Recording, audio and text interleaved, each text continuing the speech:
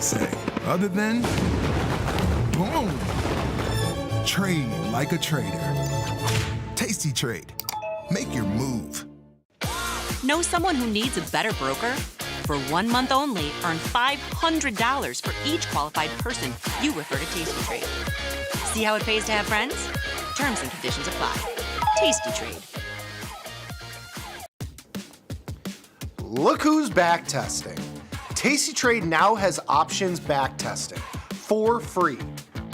Test your trades with over 10 years of data for the most popular symbols. See how your trades would have performed in the past. Look back at profit and loss and take the guess out of guesswork.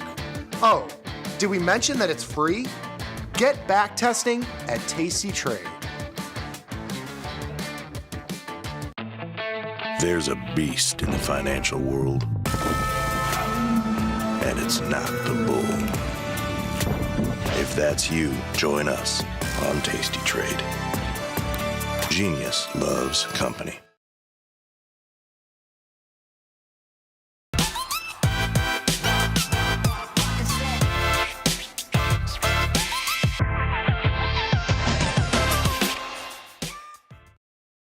Inflation skyrockets, but stocks shrug it off. It is Wednesday, February 12th, 2025. This is Overtime. I'm your host, Chris Vecchio in New York, Ilya Spivak in San Francisco, Dylan Radigan in Milan, here to take you through the next hour as we wrap up the futures trading day. If you're on the platform, if you're on the website, come over to YouTube. Tell us what you are trading, what you think of this turnaround Wednesday. Otherwise, if you're already on the YouTube, as the kids call it, come over to the website and the platform, see what we're all about.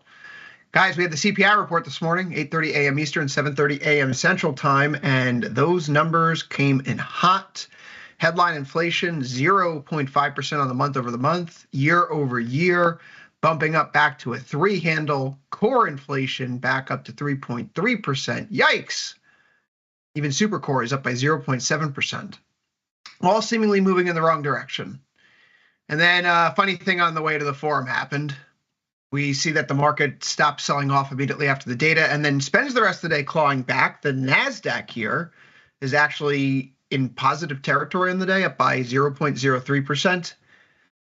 Ilya, help me make sense of this. Fed rate cut odds were cut down by a cut today, and yet equities are saying that, why should we be worried or not worried? Lest you get excited that what this means is equity market resilience. Take a look at the dollar and find that it is weaker. If this was the kind of report that said, oh, goody, this is the good kind of inflation, the economy is accelerating, more earnings, more cowbell. No. When you look under the surface of these numbers, they are not good at all for the growth side of the equation. The reason we end up with these hotter than expected numbers is actually all the wrong reasons when you consider the economic growth perspective. The core services part of the mix, which is, of course, where all of the growth is, where all of the employment is, and where all of the inflation has been stuck since everything else disinflated now over a year ago to essentially nothing. That actually declined. In fact, we had the smallest contribution to overall inflation from core services since the first few months of 2022. This is not a good sign for growth. So how did we end up with these hot numbers? Well, the goods side of the equation became less negative because there's some natural statistical churn there. We went from a negative 10 basis points to a negative 3 basis points of contribution to overall CPI. But the real story, as you and I were talking about offline, Chris, was the energy side of things. And that's when you look at headline. Now, of course, core surprised higher also. So that's not necessarily energy per se. That excludes it at the top.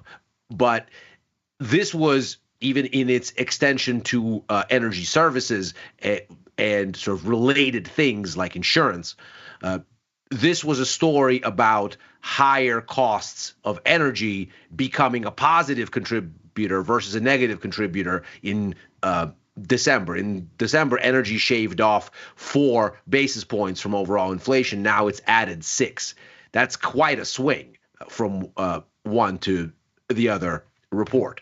And that's how we end up with these hot numbers. It's goods and energy becoming less negative in the calculation, but the actual growth part of the story is by no means encouraging. And that's why you don't get the kind of response from the US dollar for the most part that sticks. It ends up down against the euro on the day, down or flat against, in fact, most of its major counterparts, save for the yen, where it's just a pure yield story and the yen does what the bond market does. If stocks were, in fact, inspired by growth here, we'd be rallying. We're not. We end the day basically unched on the big indexes. Certainly off the lows, because if you were concerned that the Fed was going to have a head change entirely, well, that concern is plainly not here. And that's why you come off the lows. I do get the sense that maybe 25 basis points, which is all that we're baked in to cut now, is maybe the end of the line. Because to go from 25 to 0 is a big head change for the Fed, and they're not going to have room to telegraph anything like that for quite a while. They just walked through this exercise of Powell's testimony where he was gradualist and attempting to tamp down any expectations for any action anytime soon. And the next time they meet is March. So it seems like maybe the move in bonds relative to everything else looks overdone. Maybe the move in yen relative to everything else looks overdone. But this is not the kind of report that tells the Fed you can't cut at all. And it's certainly not the kind of report that says the U.S. economy is showing signs of strength. The internals here show quite the opposite. Dylan, it feels like this is another day where we had a big binary event risk. And it's another day where the market absorbed the body blow, right? We get that hot inflation number, and that's a number if it came out in 2022. Inflation's accelerating, core month over month higher for the 7th month in a row. Fed doesn't have its hands on the steering wheel. Have we just deluded ourselves into buying every dip here? Doesn't matter if it's good news or bad news. Is that what we're working through right now, where we're kind of immune to anything that doesn't confirm a bias to the upside? I mean, it feels like it, right? I mean, I obviously don't have an answer to that question. I would have expected, I mean, and this is why this validates Sosnoff's longstanding point, which is I tell you the number, I tell you whatever the CPI number, the Fed decision, before it comes out. Like if you told me we're going to have a hot, or even some would say quite hot inflation reading, that the NASDAQ would not be unched to slightly higher, that equities would sell off substantially. I won't get into the nitty gritty of it. I mean, they did. So, they just didn't hold it. Yeah, but again. Yeah.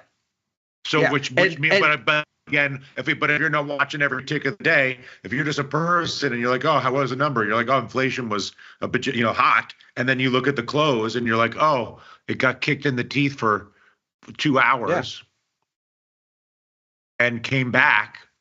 Yeah, and I mean the price action validates exactly what you're saying, that most people, if were you to have given them the number, would have said this is bad for stocks.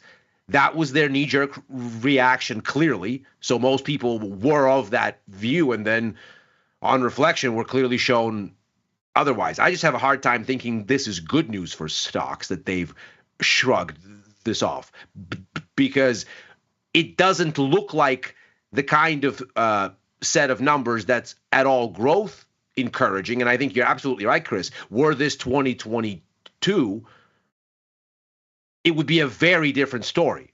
But we're in a very different place in the Fed cycle now. And but what place is that? Yes. That's, I think, the key difference.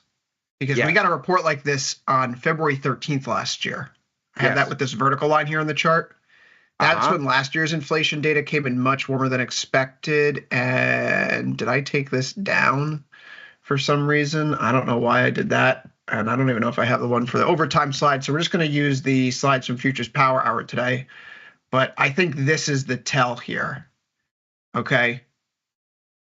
In our super core inflation reading, the biggest contribution is this transportation services. Ilya, you point out that we're going through a rebasing period here. And then we have this other source as well. Last year, the January report was like half the inflation was from transportation services and other. So when you like look through the numbers, and I think about what happened last January with the CPI data, I say, okay, well, last January was super hot, right, for that report. I remember the market selling off right before Valentine's Day, and then it was bam, the market was bought back up immediately thereafter. While we bounced around for the next week, we ultimately resolved to the upside right now. And that was the case for all of those reports really at the start of the year, where you'd get a bad CPI reaction and then the market bounces up, because you have that dynamic where, okay, inflation's missing and it's running hot, but the Fed is still going to ease. So what's the best hedge against inflation? Well, and growth was accelerating. And growth Let's remember, the beginning of 2024 was a period of accelerating growth. That was the Fed going, hey, maybe we need only one cut. This economy is strong, yada, yada, yada. Yeah, if this is following last year's template, it's not a surprise that maybe we front run then the reversal today. But it also probably means that we're going to have a few days of digestion here before we make up our mind about whether or not we're actually comfortable with it. We like it. We hate it. Of course, maybe we're going back into the hole. It's another weekend coming up, Fridays in 2 days. And we've seen the last few weeks that the market has de-risked on Friday afternoon. All right, Ilya, you and I go on Futures Power Hour, stocks start selling off. And then they sell off until the futures open, and they're either down for a few days or a few hours or a few minutes, but then ultimately the gap is closed. Maybe that's what's going to happen here again this weekend. But the S&P, the NASDAQ, they both show that great resiliency today. The data itself, to say that this was a surprise, 73 economists polled by Bloomberg News, not a single one thought inflation would be this high. So it is a curveball for the day. And while stocks rebound, our beloved bonds and notes just get taken out to the woodshed here, in part because those Fed cut odds just get absolutely slapped around. SR3, Z5, their year-end 2025 rates, we are now going back to our lowest point that we were on a closing basis since January. And in the Z6 odds, we are now going back to a place where there's still one cut priced in for next year, through the end of next year, but we're beginning to slip to where, as you point out, Ilya, we may be looking at one more cut in the cycle again. So I suppose the question is, at 4.6%, is our long notes, long bonds idea done right now? Because this is not what you'd want to see. Well, obviously not. It's not what I want to see. I'm watching money go out the door again in bonds. But this is a technical breakdown that fails. We have now since reversed into the uptrend. What does that say to you technically, Ilya? So I got out of my my TLT calls when we got a little bit of a reprieve off the lows today, and that's fine. The trade made money, and I ended up giving away maybe about 50% of the P&L from the high last week. This price action says that if you thought this was a head and shoulders or some sort of other sort of analog pattern, that's not what this is.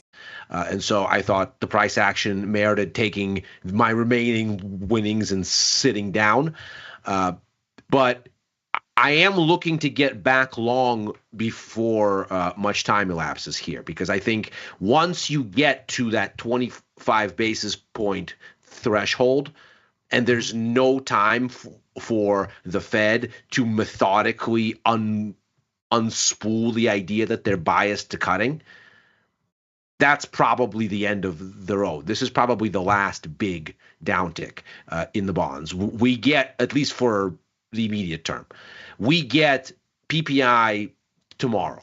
There could be a shock there because, again, to your point, Chris, a lot of this was transportation.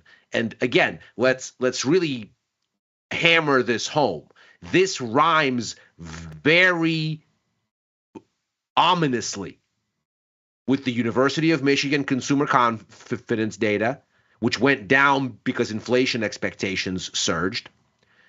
It rhymes very ominously with the ISM and S&P Global Service Sector PMI numbers from last week, which showed us the weakest growth in a year. This report told us that the reason inflation was hot was because energy and because front running of tariffs, most likely, or at least that's what the surge in the University of Michigan's inflation gauge told us. Respondents there said, we're taking inflation back to over 4% in a year, and the reason that we're doing it is we're concerned about the impact of tariffs. Meanwhile, the one part of the economy that's been growing healthily is a downdraft on inflation in this report, which echoes those weak ISMs and those weak S&P Global numbers, which tells you that you are looking at certainly not stagflation, but you're looking at the kind of risk where growth is weaker and inflation is high for the wrong reasons. Well, this is perhaps why stocks aren't rallying on this. They've managed to shrug off the initial, oh my God, the Fed won't cut sort of knee jerk, because obviously that's not what these numbers say. But from a growth perspective, this does not look good at all. That is a difference if growth is increasing or decreasing in real terms, right? So if inflation's warmer, but the trade-off is like we're getting plus 5% growth in exchange for 3% CPI, but it's like, well, if we had 2.5% CPI, we'd only have 3% headline GDP. Like, would you take real GDP of 0.5%, or would you take real GDP of 2%? You'll take real GDP of 2% all day any long. day of the week, all day long, right? But a world in which growth is decelerating while inflation pressures are rising, that does speak to the modeling that the Fed has done. We talked about this after the China, Mexico, Canada tariffs, where if you to assume, given what happened in 2018, the impact would be somewhere in the neighborhood of a 1.2% decrease in GDP over the course of a year and a 0.7% increase in inflation, which if you add that up from where we are right now, it basically means GDP comes down from 2.5% or so into the ones, and inflation bumps up from the mid to high twos area into the mid to high threes. And all of a sudden, you're talking about real GDP that's now, 1% and change as opposed to being 2 or 3%. And that's has obvious implications for income. But Ilya, you're huge talking implications about also for the world economy, considering this is weakness in the U.S. service sector, which is the only part of the global economy that's really growing. Right. And you mentioned energy was particularly in focus today in the report. But Dylan, it was the comments about Russia that drew and piqued my interest. I'm sure that many people saw that Trump truthed or tweeted or whatever we call it these days about this. Posted, I guess is then I'm just calling it on Twitter or on X, that there could be a conversation about negotiating a settlement to end the war. Oil prices here react quite negatively to that today. We see here that it's not the CPI report on our 5-minute chart that ultimately knocks down the market. 9 o'clock is when, 8:30 here. Oil doesn't care. We see here that 9 o'clock rolls around, and then the Trump report right at noon that this conversation has occurred, and oil trends lower for the rest of the session, Dylan, what's your purview on this Russia-U.S. On treaty where Putin and Trump are planning on visiting each other's nations? Well, I think that one, this was sort of, foreshadowed and not unexpected. 1, 2, obviously if it's, bad for oil prices.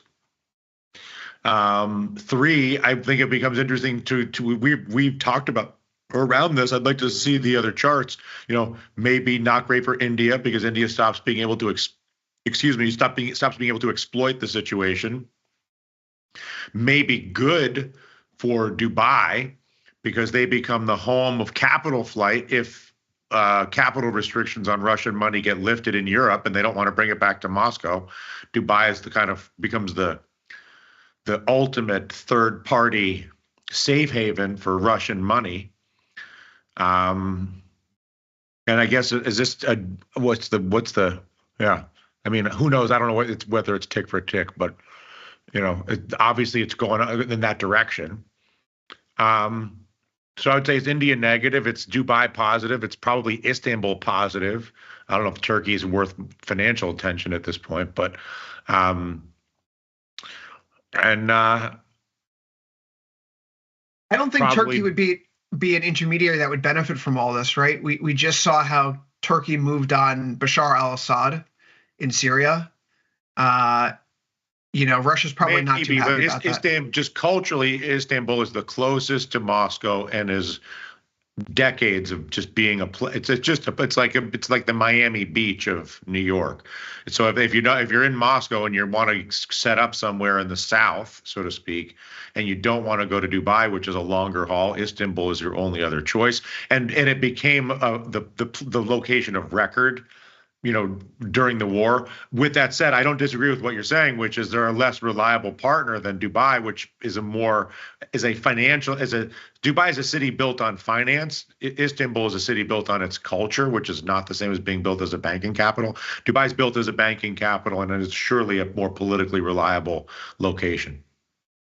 Well, and I increasingly, from all angles, the scuttle, but essentially is that Dubai is today what Hong Kong was 10, 15 years ago. Sort of, if you want to go to where the hot money flows free and there's lots of stuff to do, and the overarching lens through which people look at is how can we help you to make money today, and there's a kind of influx of expats and safety and all these things, Dubai starts looking a lot like Hong Kong circa 2010. Does that mean that China's going to take over Dubai in a few years? It means that the China takeover of Hong Kong is another thing that's been supportive of Dubai's boom, and this deal is great for them. And teaches Saudi an important lesson about taking things over. You can just do it, apparently. Yeah, like the Trump comment yesterday with Gaza, like, how much are you going to pay for Gaza? He's like, we're not paying for Gaza. We're just taking it. The geopolitics is really the fascinating aspect of this, because if there is some sort of resolution, these two poly markets I've been watching, obviously this isn't a representative sample, yada, yada, yada, no American traders. But the odds that Trump ends the Ukraine war in the first 90 days, a few weeks ago was trading at 18 cents back on February 2nd, and those odds are now up to 36%. The slightly variation of that market will be a ceasefire before July. Those odds, again, have risen from about 36 cents, 35 cents or so back at the start of the month to now over 50. That tells me one of two things. Like, there's clearly, if you're following the news flow, if you're looking at the conversations, heck, the prisoner exchange last night, right? The conversation that's revealed public today, they're clear on treaties. Whether you like it or not, this is the direction things are going. So the question is, if we're only priced in, say, a 30-odd% chance for a ceasefire in the first 90 days and a 50-odd% chance that we're going to get a ceasefire by July, that means the market is not fully priced. That's not to say that we should be buying those and saying, the war is definitely going to end. But it means, were it to end, there is going to be capital moving around, right? When we get to an 80% likelihood that a ceasefire is going to be arranged, the money is going to have been moving to where it should be. So the question is, where should the money be going, guys, if this war ends? Is this the end of oil, right? Does this mean with Russian supply coming back onto the market, OPEC Plus is going to be facing more difficulties about expanding supply? And in turn, as Trump continues to push forward his drill baby drill agenda, does this increase the probabilistic scenario that we're going to be looking at an oversupply in the market sticking around for longer, right? Does it mean maybe a collapse of OPEC Plus altogether? That's certainly something possible.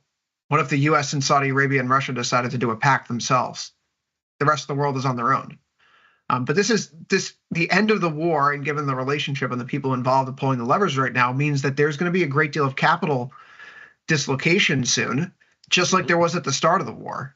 And I think that perhaps provides, we have the AI story, one, in the background. Obviously, that's going to continue to be there. But two, I question whether or not if we should be treating it like an unwind of what happened in December, January, February of 21, 22. It feels more complicated than that, Dylan. Like, we can't just reverse engineer what we did back then and play the opposite side. I'm not going to go long tech stocks and short oil this time, although maybe that is a good idea. Why aren't you going to do that? Well, doesn't that seem... Well, that was the play back then. Be an oil man, get short Kathy Wood. That made my year. So and now get short, and basically you could. I mean, the real situation would be if you get the Hamas hostage release this weekend. Oil's going lower. I mean, that's a big if. I understand. Well, actually, one interesting thing about all of this, and one reason, so I got out of my oil short, as we talked about yesterday. Obviously, it would have been better, but by a fraction, to wait. But I don't think it doesn't. I don't think it matters terribly. And now that we're approaching the previous swing bottom, I'm actually a bit hesitant to be a seller on these headlines, because the entire story that we were so successfully trading last year was that neither the Russia-Ukraine theater nor the Israel-Iran, Hamas, and company theater really manifests as actual disruption of crude deliveries. That the geopolitical risk, when it pops up, is a thing to sell. So now that geopolitical risk is going away structurally, it doesn't really make sense that there should be another big removal of a risk uplift in the price of crude, since everything we've been doing sort of speaks to the idea that it wasn't really there, that it was incremental panic. Instead, the influence might well be that the ending of hostilities, in particular in the Russia-Ukraine theater, means China has to now buy oil on the open market again. And they're the largest buyer in the world. You get that China demand. and India were the two winners in the whole situation. That's right. They'll be the losers coming out of this. In terms of oil, I don't lose generally, but in terms of cheap oil, they'll be the losers. Well, right. But even more dramatically, if you see their demand now start to show up in market rates, because as opposed to buying off market on the low from Russia at steep discount, they have to buy through the usual SWIFT-based US dollar channels. Well, that's going to probably look like the demand for oil picture is not what is priced in currently, because what is priced in currently doesn't really account for their flows actually. Surely it anticipates it to some extent. Markets unpick these things, they find proxies, they adjust, but now we'll see it for real. And what it might actually do is lift the price of oil, of all things, while the markets kind of rebalance and readjust to what the real supply and demand, let's call it equilibrium for lack of a better term, kind of a level is. Obviously, this is something that's always in motion, but there might be a different floor on this once China is visible and India is visible in the price as an open benchmark. Dylan, one of these theses that we've been kicking around since the election was that if the Russian war ended, right, then money centers would become greater outlets for capital flows, while the intermediaries that process the commodities would suffer. We talk about how UAE would do well in that scenario and India would do poorly. Since then, since the morning after the election, the UAE ETF has outperformed the India ETF 27.65%. It's been a very strong run. India is now at a fresh closing low for the year, and it is now the lowest close that we have seen going back to the end of last January here in this market. So Indian equity is really being punished right now. It's not just a function of a strong dollar, although that's certainly hurting. The Indian rupee has been getting hit pretty hard, particularly in those Asian hours in recent weeks. But it's also a fact that they may be losing a major pipeline of business that has kept their economy, churning for the past 2+ now almost 3 years here. So Dylan, I think it's worth continuing to watch. Also, what does that mean for something like gold? I don't know. Probably that Russians are going to be buying more gold. China's buying more gold. They're changing their rules to allow insurance companies to buy more gold. Right now, for the big three COMEX vaults here in the United States, there's more gold in Manhattan right now than there has ever been before in American history. The gold being stored in COMEX vaults has surged to its highest level, just eclipsed the COVID peak. Who on earth is stockpiling all this gold, and for what reason? Why are we doing that? That's a good question. Maybe we're doing a Die Hard 3 type of thing. I don't know. But there's a lot of demand for precious metals out there right now. As this war looks like it's coming to an end, it's going to be something that we have to follow here, obviously moving forward. But adjacent to the war ending, Dylan, we of course have negotiations with the White House. You mentioned yesterday that you were looking along the shares. Tesla buyer. Mm-hmm. Yes, of the president's top advisor, Elon Musk. Today, he announced that he will be sticking around in Doge for at least 4 more months. When that news came out, Tesla share prices dropped from where they were trading roughly $345 and change, now down to where we are in the after hours, $336. Is this the purest reaction, purest evidence that we have that the market thinks that Elon Musk's time is divided, and quite frankly, the best thing that we can look forward to once we get a sense of when he's going to be leaving Tesla? Should we just be buying calls on the other side of when his expected exit from Doge? It's a good idea. Excuse me. You're just to run it out. I mean, the only reason that's probably that's obviously fraught with risk is, time commitments are changeable, and so what was said today doesn't mean that happens tomorrow, as we all know. But that was a great linear illustration of the market's preference to have him not in Washington, or at least of the Tesla shareholders' preference to not have him in Washington, in the most literal expression thereof. I mean, it's a different kind of madman's delight, because you're basically banking on the fact that there's not going to be a calendar change. So you're buying calls, whatever, for June 1st or something, or July 1st, on the belief that, that the second half of the year that Musk is out of there. And that he's saying some. Yeah, we could play it as a calendar call spread, right? Like we're short the front dated months, and we're long the calls further out, right? Like if he's going to be sticking around in the short term, the market clearly is assigning a discount to Tesla share prices with that news emerging. So maybe this is an albatross for a little bit of time here in the very short term. And then in turn, when his exit from Doge does come, then the markets is finally, his attention will be back on the things that we as shareholders care about, which is making us money. The shares can be rewarded.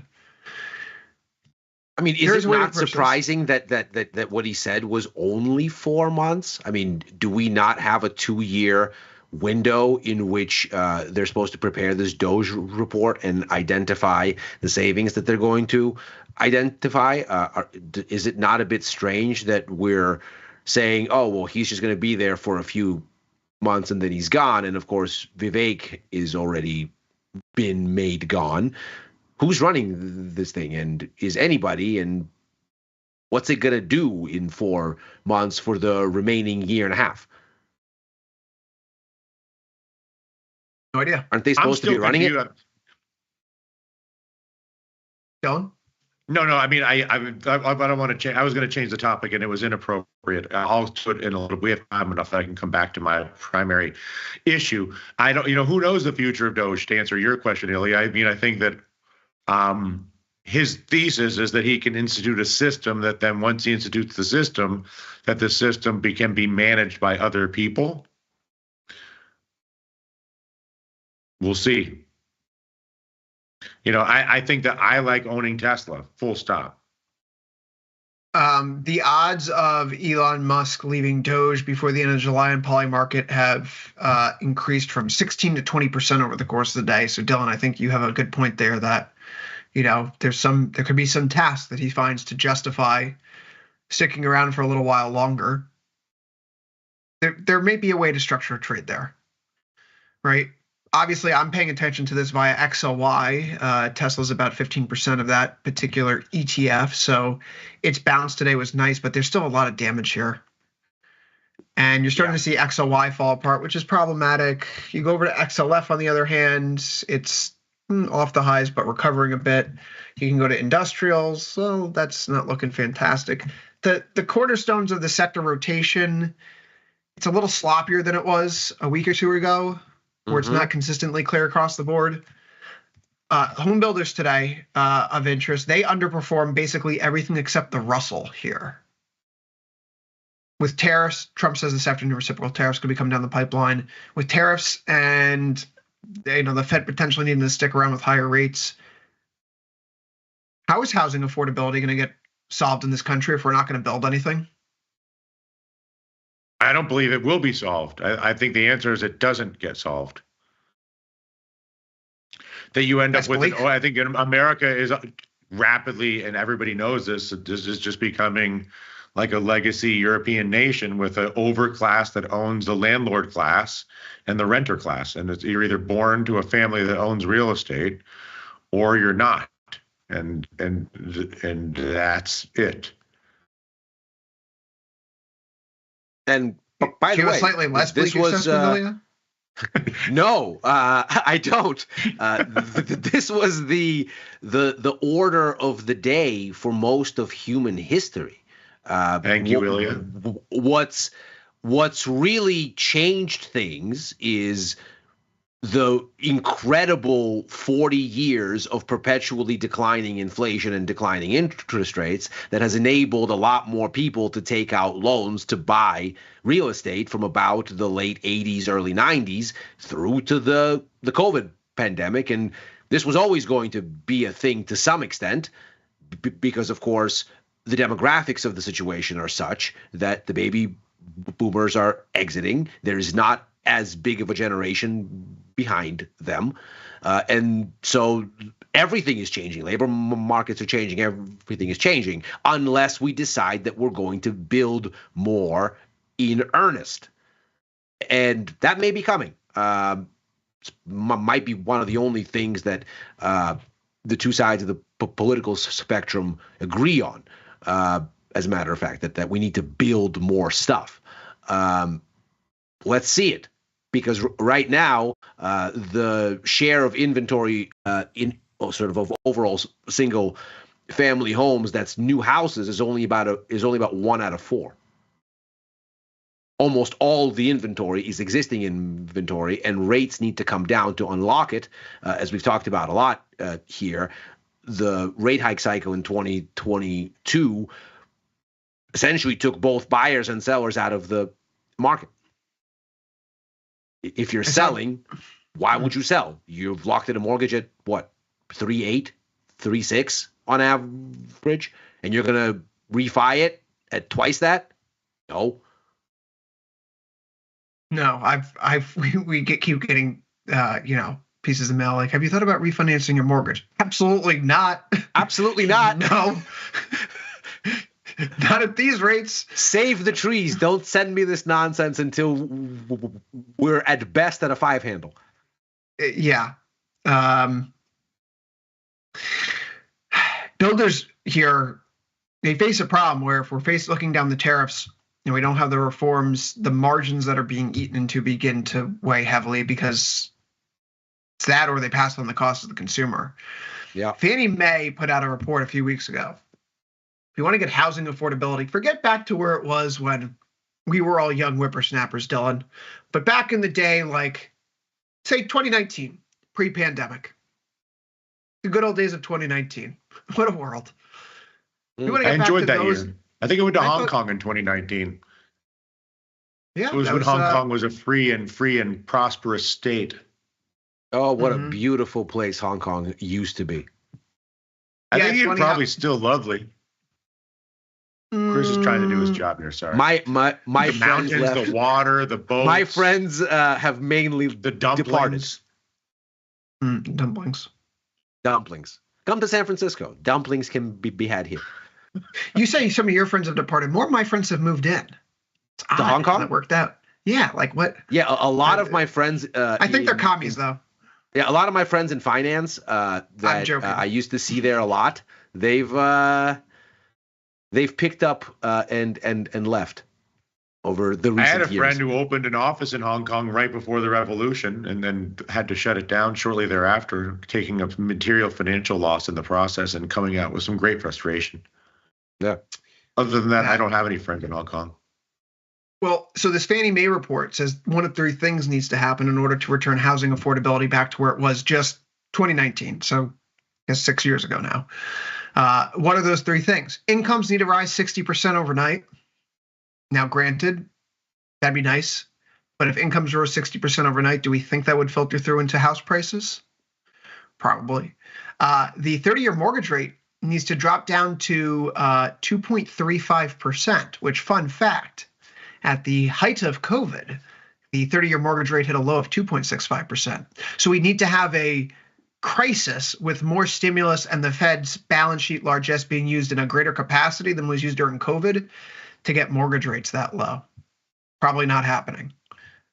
The third scenario would be an immediate 30% correction in house prices overnight. Now, I think about this in the area where I grew up and now where I live, just north of New York City. In 2009, at the peak of the global financial crisis, house prices declined by 15% that year.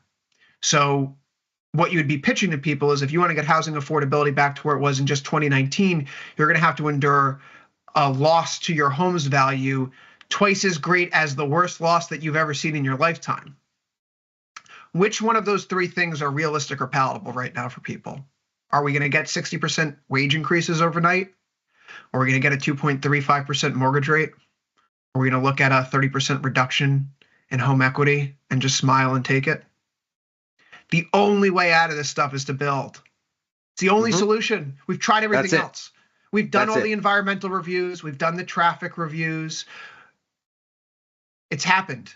This is the choice. We can build something or we can accept that this is the problem in perpetuity. Dylan, you say that this is never going to be solved. Oh, God, that's so bleak. That's so bleak. And I suppose what do you mean bleak? That's the history of mankind. One group of human beings owns all the real estate. Another group of human beings does not. And then what happens at the end of that? And those who own the real estate give it to their children, and their children rent it to those who. There is one difference. In fairness, while I completely agree with Dylan's historical analysis, one would be foolish not to, because it's just facts. That's right. There is one key difference. Okay. Real estate used to be the main source of wealth. This is feudalism. Sure. The main innovation of the Renaissance was to decouple wealth from real estate with the advent of banking and credit, mainly coming out of the Italian city-states. And so, mainly coming right out of here in Milan with the Meta. I mean, this. Come on, I'm in the this. It was invented a block away from me. Come on. So what you end up with then is the boom in trade, the boom in financialization, the birth of fractional reserve banking. You're welcome for that. And the end effect is that you can build wealth outside of just passing down the castle from one generation of tutors to the next or whatnot. And so you then have a different world, and that's the world that we live in now. But from a real estate perspective and from sort of owning property perspective, this is much more like history than like the past 40 years, which in this sense were an aberration.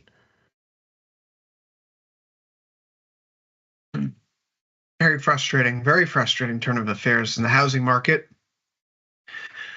I mean, how about I would say here's a solution for you that's abstract and just to satisfy your angst, but multifamily housing. The whole idea that everybody has to have their own building is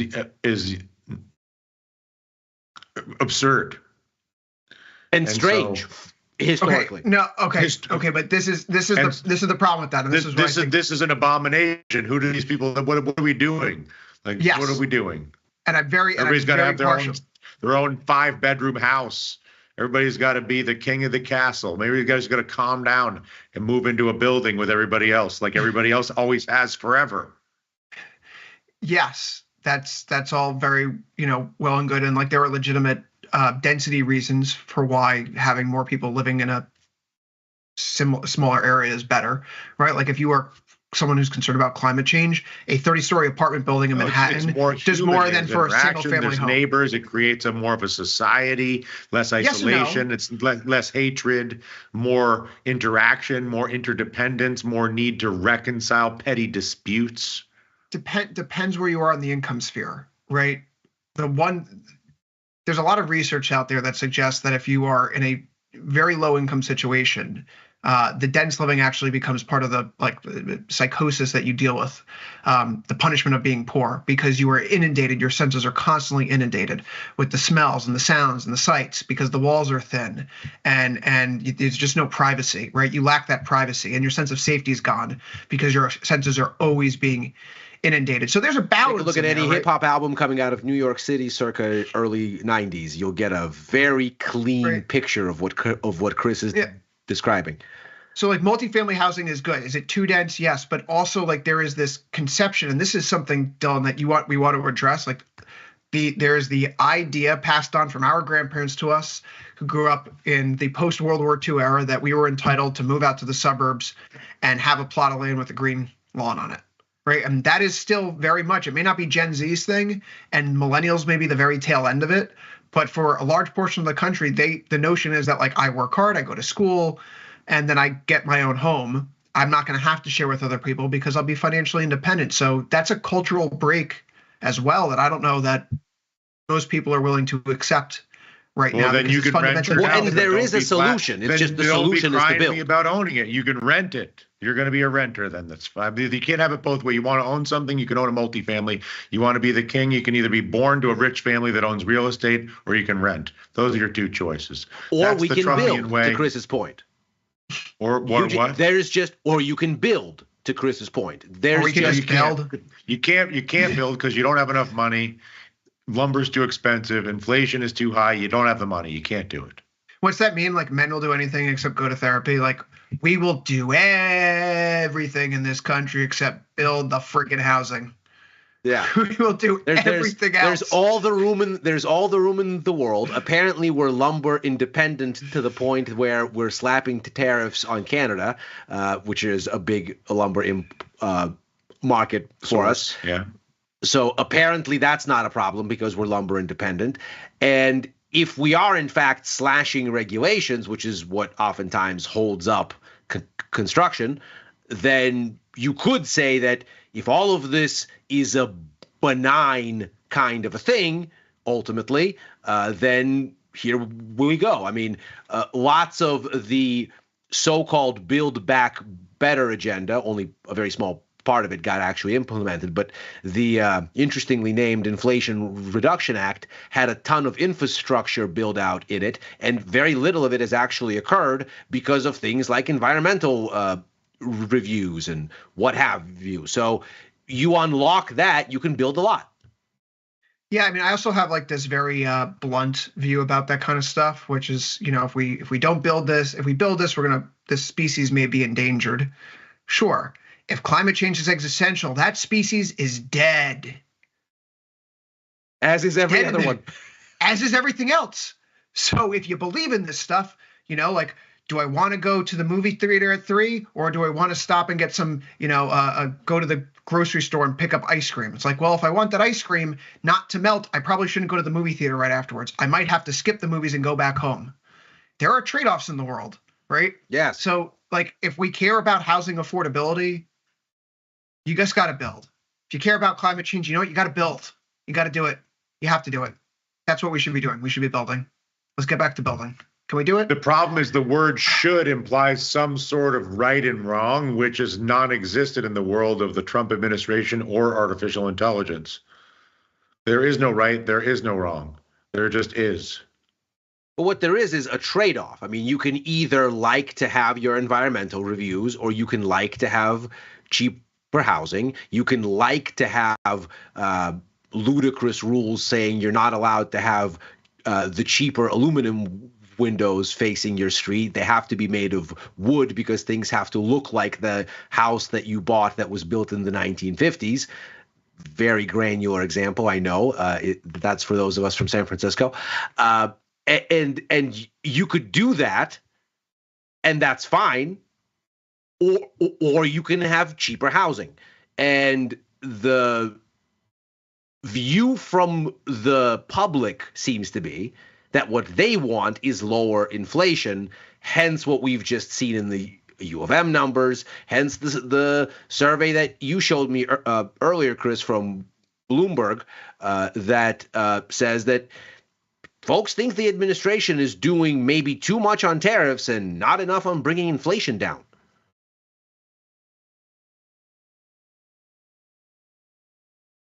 So what should maybe they do? Should they stop threatening to raise prices?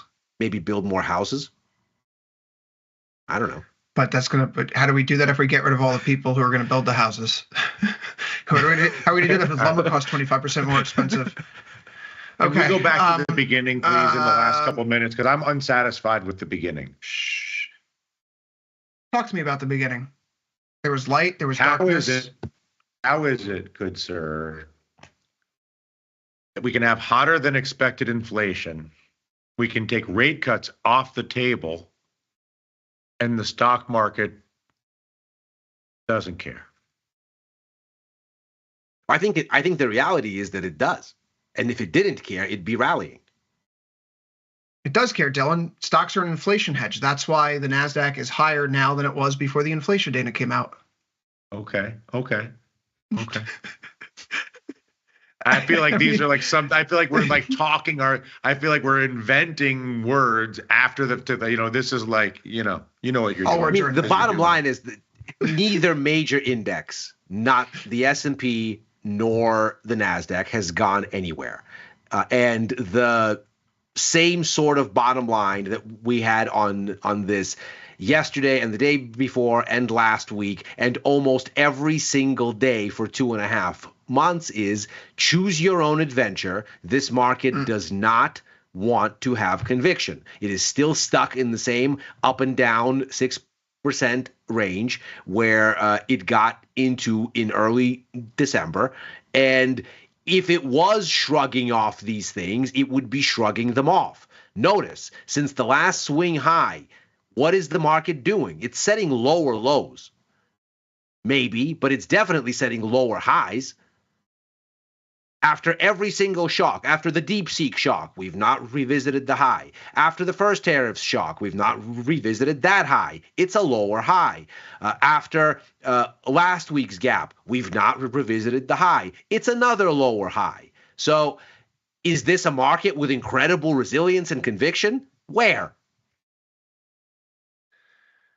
Ye of little faith.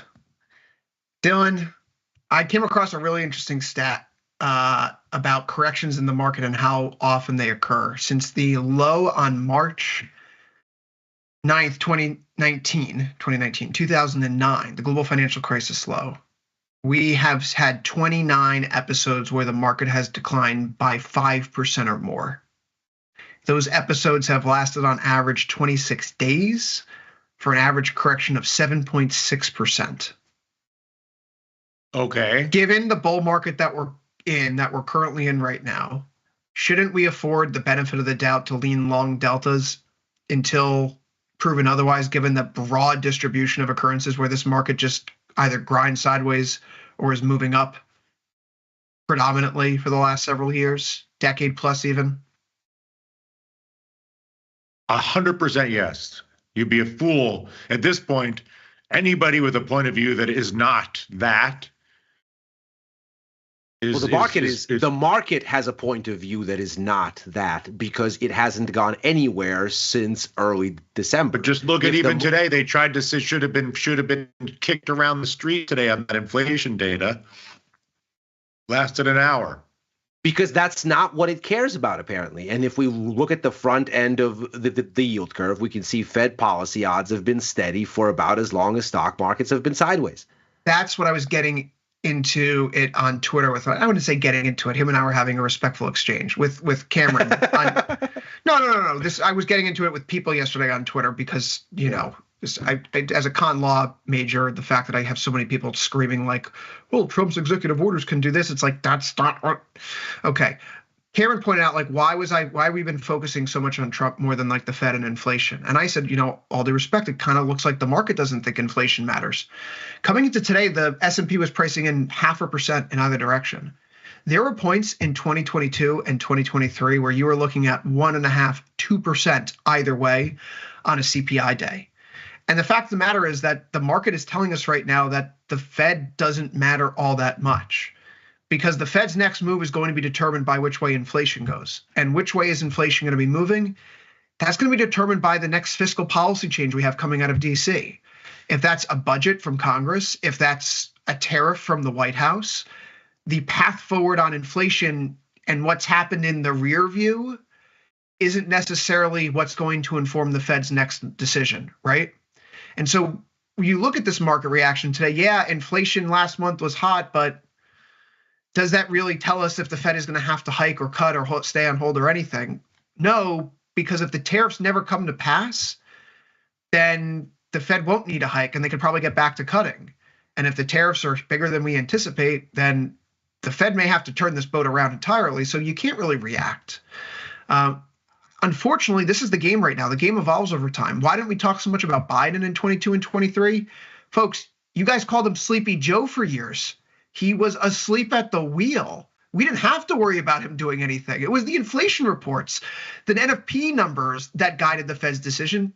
Fiscal government wasn't doing anything. Manchin and Sinema were shooting every bipartisan piece of legislation down. It was gridlock, but there's no gridlock right now. One party has all the levers of control.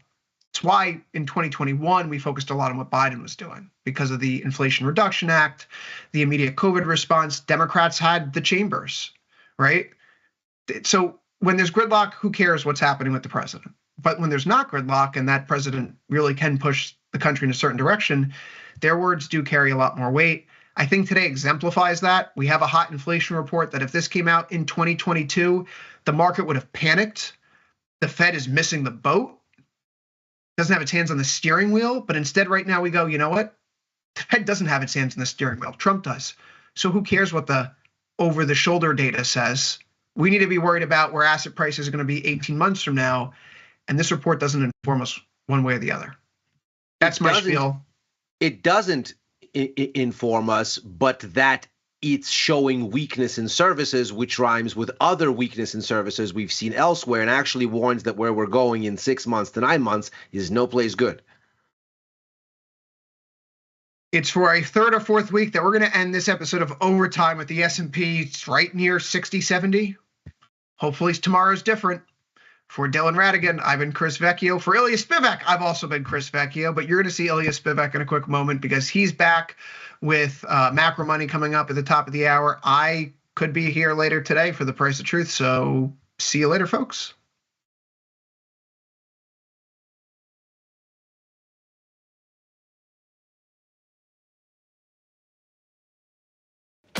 Know someone who needs a better broker? For 1 month only, earn $500 for each qualified person you refer to Tastytrade. See how it pays to have friends? Terms and conditions apply. Tastytrade. I bought a stock when I was first old enough to open a brokerage account. It went up 1,000% and I made a bunch of money and I was hooked. I felt like I was just pretty much gambling in the markets. I had a big win and it was mostly failures thereafter that. And I thought I need to find a way to consistently pull money out of the markets and find a more consistent, repeatable system. Fast forward, I ran into Tastylive. Really loved the market measures and the data they had behind to back up the research they were doing. My biggest takeaway is that you can find an edge in financial markets. It lies in volatility overstatement, volatility mean reversion, and having solid mechanics. Calling all traders. Are you using tastylive mechanics and enjoying awesome results? Are you an up-and-coming options savant? We're looking for you. For over a decade, tastylive has shared the most inspiring stories of traders teaching themselves a new skill, using probabilities and experiencing new levels of success. If you think your trading journey should be shared with Tasty Nation, we'd love to hear from you. We are always on the lookout for the next class of rising stars. Email us at risingstars@tastylive.com if you'd like a chance to share your trading journey and inspire others. Ready to take your trading skills to the next level? Dive into the world of stocks, options, and futures with Tastytrade courses. Whether you're a beginner or more advanced trader, our courses can empower you with the knowledge to succeed. Watch as our team in Chicago shows you how to use the Tastytrade platform and go over the basics of trading. Perhaps you'll learn about a new strategy or a potential product for your portfolio. To find our courses, go to the Manage section of our web platform or head to courses.tastytrade.com. Start taking control of your financial future. Visit our courses today.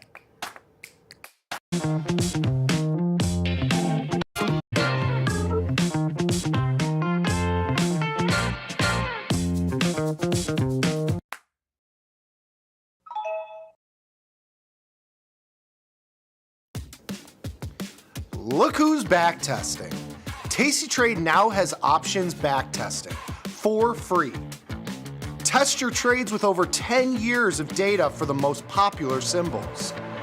See how your trades would have performed in the past. Look back at profit and loss and take the guess out of guesswork. Oh, did we mention that it's free? Get back testing at Tastytrade. We built Tastytrade's web platform for today's traders. See it, click it, trade it. Drill into data, find opportunity, and track the action with hundreds of indicators. Track your options profit and loss history over time per symbol. Note your progress and plan your tactics with a trading journal. Fund your account and start trading right in the app. The tools, the data, the knowledge. See it, click it, trade it. Join the club.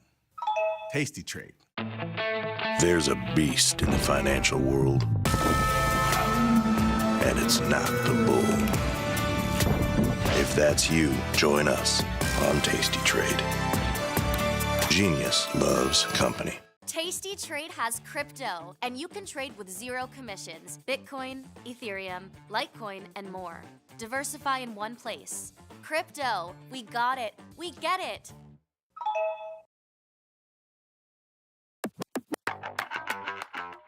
If you say way to go out on a ledge, what are you doing? Way to go out on a ledge is just another expression when you make fun of another trader who's not willing to take any risk, who's very risk averse. So when somebody's very risk averse and doesn't want to do anything risky, you say, "Hey, way to go out on the ledge." When you say you're going to whack the bid, what are you doing? When you whack the bid, that means you're selling at the best available price. A scoopy. What's that? Scoopy! That's one of my favorite. That's when you're just like scooping something at the bottom, like, you know, you bought something and it never goes lower. Scoopy. Back in the pits, you guys call them teenies. What are teenies? A teeny is a 16th. So before we went to decimalization, we used fractions. And we used 16ths under a certain dollar amount. Do you want the penny or the position? Well, that's always something. The penny or the position is, do you want the trade? Then just pay up to get the trade. But do you want to squeeze it for a penny? That means you're just going to wait until you get filled. When you say Omaha, what happened? When I hear Omaha, I know I've gone too far.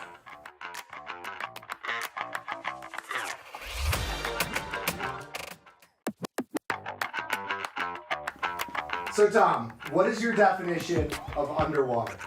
The futures close 15 minutes after the cash markets close. So underwater means when the futures close under fair value, under the cash price.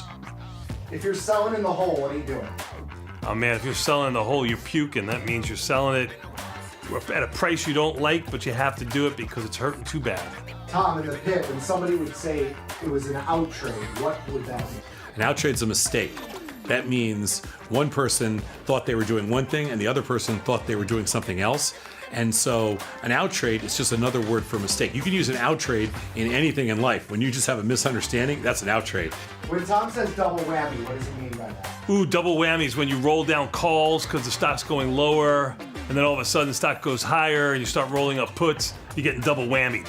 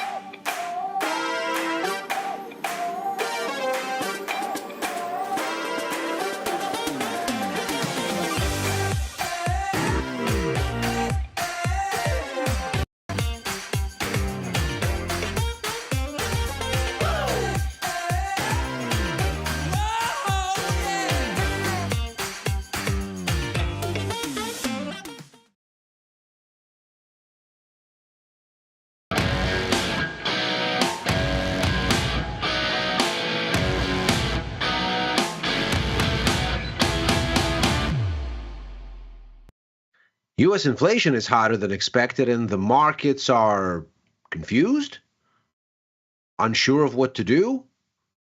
At least that's the message that we are getting here from stocks, currencies, and perhaps the bond market. So what do we make of all of this, and what does it mean going forward? See, turns out it might be a deeper and more interesting story than meets the eye. We're going to try to unpick it here on Macro Money. This is Ilya Spivak, head of global macro here at Tastylive. And the sort of price action that we got from these numbers today, understandably confounding for the markets. We can sort of clearly see in the response across the major asset classes just how confounding it was. But the upshot might well be something that is much more insightful than it appears at first blush. And that's what we're going to try to unpick here as we look at what the internals suggested and how that might actually line up with what the markets ultimately did, and then what they might do next. So, first, the results. The headline inflation number higher than expected, 3% versus 2.9% expected. The core reading also higher than expected and actually up versus the downtick that was anticipated. Markets thought we'd come down from 3.2 to 3.1, and we instead went up to 3.3. So all the way in the opposite direction. So not surprisingly, at the first look here, what we have is an ambiguously higher set of inflation numbers than anybody banked on. And the response from bond markets really makes the most sense.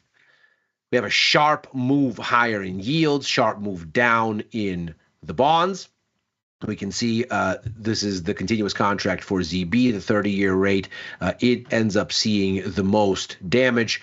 Things are more contained at the front end of the curve, and the 10-year ultimately looks more like this, but suffers a smaller decline in percentage terms. This is really where the bleeding is. The market's apparently saying, oh, well, hotter inflation means the Fed will have less room to cut rates looking forward, and that's how you end up with rates surging in bonds, dropping back into that. We can see that inflection zone around the 113 area on this ZB benchmark. So this part of it makes sense. Higher inflation, probably less of a dovish Fed, so rates go up. This much makes sense. What's interesting is what then happens in stocks and in currencies, because it ends up being a very different story. Stocks initially lurched lower. That's not surprising. You can see that right here in this latest candle on the continuous S&P 500 futures contract, the ES benchmark. But they ultimately come back in and erase most of those losses to finish the day down, but only by a whisker. It is a even more dramatic story for currencies. But before we go there, just the main takeaway here still, the range that has held since early December, it holds. And we haven't gone anywhere still. About the only thing we've seen happen is that since that DeepSeek shock here, we've continuously set lower highs. So a lower high from the DeepSeek spike, a lower high after the initial tariffs to Canada and Mexico that didn't really happen spike. And so we seem to be kind of inching lower, but nothing is really happening. And equities did not find in this CPI report what looked like, at the very least, a convincing catalyst for deeper losses. Nevertheless, we also don't find a catalyst for convincing gains. So is it that the market is shrugging off higher inflation? Or is it that the market saw something else here that maybe wasn't the initial reason to get spooked and not the reason that the bonds did what they did right here, but something else? And we'll try to see what that is. The response in currencies likewise suggesting something else might be happening here. Take a look. With higher yields, the natural expectation is that the US dollar would grow stronger because its yield advantage against other currencies would be bolstered. And indeed, just as we had an initial spike in the stock market lower, we had an initial spike in the US dollar higher. This is a chart of the euro as a kind of benchmark, most liquid version of the dollar's value and a kind of benchmark for what the dollar does on average against most currencies. As a matter of fact, the DXY, the US dollar index, is overwhelmingly skewed to euro in the basket because many of its legacy currencies that initially made up the dollar index are now the euro, like the Deutsche Mark or the French franc or the Italian lira. And so this is a good sort of barometer for overall US dollar performance. And ultimately, we see the US dollar actually ends the day a touch lower. It does rally, but as stocks reverse course, so too does it. Now, we should point out there's the exception here. The Japanese yen is significantly lower against the dollar today, and that's the most bond market adjacent, the most yield sensitive version of the dollar's expression because of the unique characteristics of the yen, whereby it's basically just a play on US yields. But outside of that, the dollar clearly much weaker than you would expect, and stocks more resilient than you would expect if you came into today, as apparently most markets did, with the idea that hot inflation and fewer Fed rate cuts is bad news for sentiment and good news for the dollar. Because indeed, those were exactly the initial reactions, and both faded over the course of the day, despite the bond market looking rather unambiguous. So what was this all about? Well, it certainly wasn't about diminished Fed rate cut odds, because they have become somewhat diminished, or at least somewhat moved around. So we can see that we are down to a single rate cut for this year, to 27 basis points. The markets aren't even trying to flirt with the idea of two. The Fed, of course, said that there would be two, or at least that's the median forecast of Fed officials as of December. The markets have questioned that, but here the verdict is quite clear. For next year, the situation has become a little bit more dovish. So we've gone from about 17 basis points being baked in for next year to now a full cut on the menu. What's interesting is that the upshot has changed very little. The overall rate cut cycle being baked in over the course of this year and next has only narrowed in by about 2 basis points. It was 54 basis points in total yesterday. Before this data, it's 52 basis points now. No big changes. The markets are still very much off sides relative to the Fed. The Fed thinks that it's going to do double this. But the markets think that the mix of when the cuts are coming has changed a little bit. Fewer this year, a little bit more next year. But ultimately, only 0.5% is still only 0.5% yesterday versus today. So what might explain this? Well, looking at the internals of the report, you start to see what might be going on. So here's your headline number, 3%. It's a little bit higher than expected, which was a hold at 2.9. Here's the core number going up, 3.3 versus 3.2, and the expectation was that it would go to 3.1. Now, let's consider here what the biggest contributor to inflation is. And not surprisingly, it is the service sector. If we very quickly look back at how this has evolved, we can see what this looks like coming out of COVID. So we can see here's the onset of COVID, and initially, energy completely falls off the map because the global economy is effectively closed. And then once you get the reopening, energy surges, and it is, of course, helped along by the breakout of the war in Ukraine and the adjacent energy shock in Europe. Then goods inflation starts to pick up as you get reopening from COVID and those supply chain disruptions from the pandemic really take their toll. This is the part of the complex here that the Fed was calling a transitory inflation that was likely to go away by itself. And indeed, it already started to do that before the Fed even started to cut or hike rather. And indeed, there we go. It's already whittled down to next to nothing by the end of 2022 going into 2023. The same thing happens to food inflation. This is another global supply chain disconnect sort of a story. Here you get this big build in food costs, but then again, as you get those supply chains normalized, it goes away. Where inflation is left is the service sector. This is where the Fed perhaps miscalculated on its transitory idea. As we've argued then, and as we continue to argue now, this is mainly a story about the cost of labor being sticky. And when people get big wage jumps or are hired coming out of COVID when labor is still scarce and people are reluctant at a heavy premium, those costs don't adjust back down as easily as floating costs for food and goods and things like this. Those costs are locked in unless there is some sort of a mass reset of wages. And of course, that means layoffs. And we've seen some, but not nearly the kind that would bring us a meaningful rise in the unemployment rate, which has not materialized.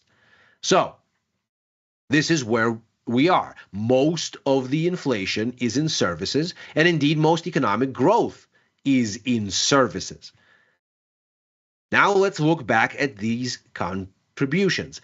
The inflationary contribution from that critical service side actually declined in this report, and the food component was completely unchanged. The real difference, the real way we ended up with these hotter numbers, and by the way, that's including core, is that we got a readjusting in goods that seemed to rebase from a bigger negative contribution to a smaller one, and a rise in energy.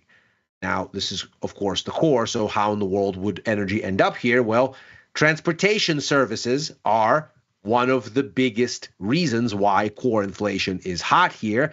And of course, an input into transportation services is the cost of fuel. So what happened here was mainly not the kind of thing that would spook the Fed.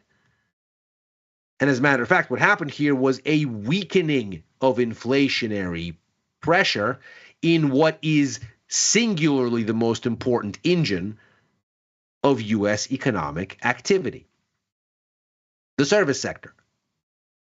Now, what this rhymes with in a most unwelcome way for U.S. economic growth is the set of purchasing manager index numbers that we got last week from both S&P Global and the Institute of Supply Management. Here's the S&P Global version. It's a bit more dramatic. We can see that January gave us a dramatic slowdown in service sector activity growth. That, of course, would rhyme with diminishing inflationary pressure as demand eases. And so you end up here then with the weakest service sector growth and then the weakest overall growth, the composite index here, in a year as ever. These numbers signal growth above 50, signal contraction below 50. The further you go above 50, the faster the growth. The further you go below 50, the faster the contraction. So that we are going from higher 50s to lower 50s here means we're still getting growth, but at a much slower rate.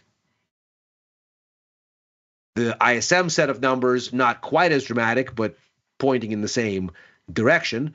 Service sector expectations were 54.3, so higher growth than what we ended up getting, which was 52.8. Now, this is a set of numbers taken together with the CPI report that starts to paint something rather ominous. And the reason that it is because, as we've seen before, global growth is primarily made possible by three economies: the US, the Eurozone, and China. They account for 58% of global GDP, and the remaining 42% are, for the most part, vendors that depend on exports to the former three to have demand and to have economic growth. So the critical engines here are these three economies. And what we've seen, certainly since the, let's call it, latter part of the first half of last year, going into the middle of last year, is that the U.S., until January, has vastly outperformed, while the story in the Eurozone and in China has been of deceleration and most recently of standstill. These readings at 50, they're not quite contraction, but they essentially amount to nothing moving. Whereas what's happened in the US until January was very robust growth, and only in January do we see this downtick. Now, if the U.S. is such an important part of the whole, why is it that all this U.S. outperformance is not spilling over and feeding these vendor economies and feeding China, which in the case of the U.S. is certainly a vendor economy as well? Well, it's because most of the demand is in the service sector, where most of the providers are domestic firms.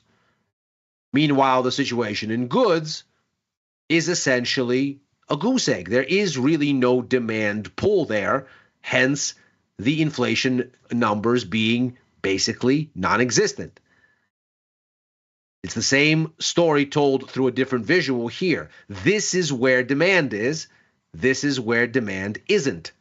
And what the U.S. mainly does on the import side of things is goods.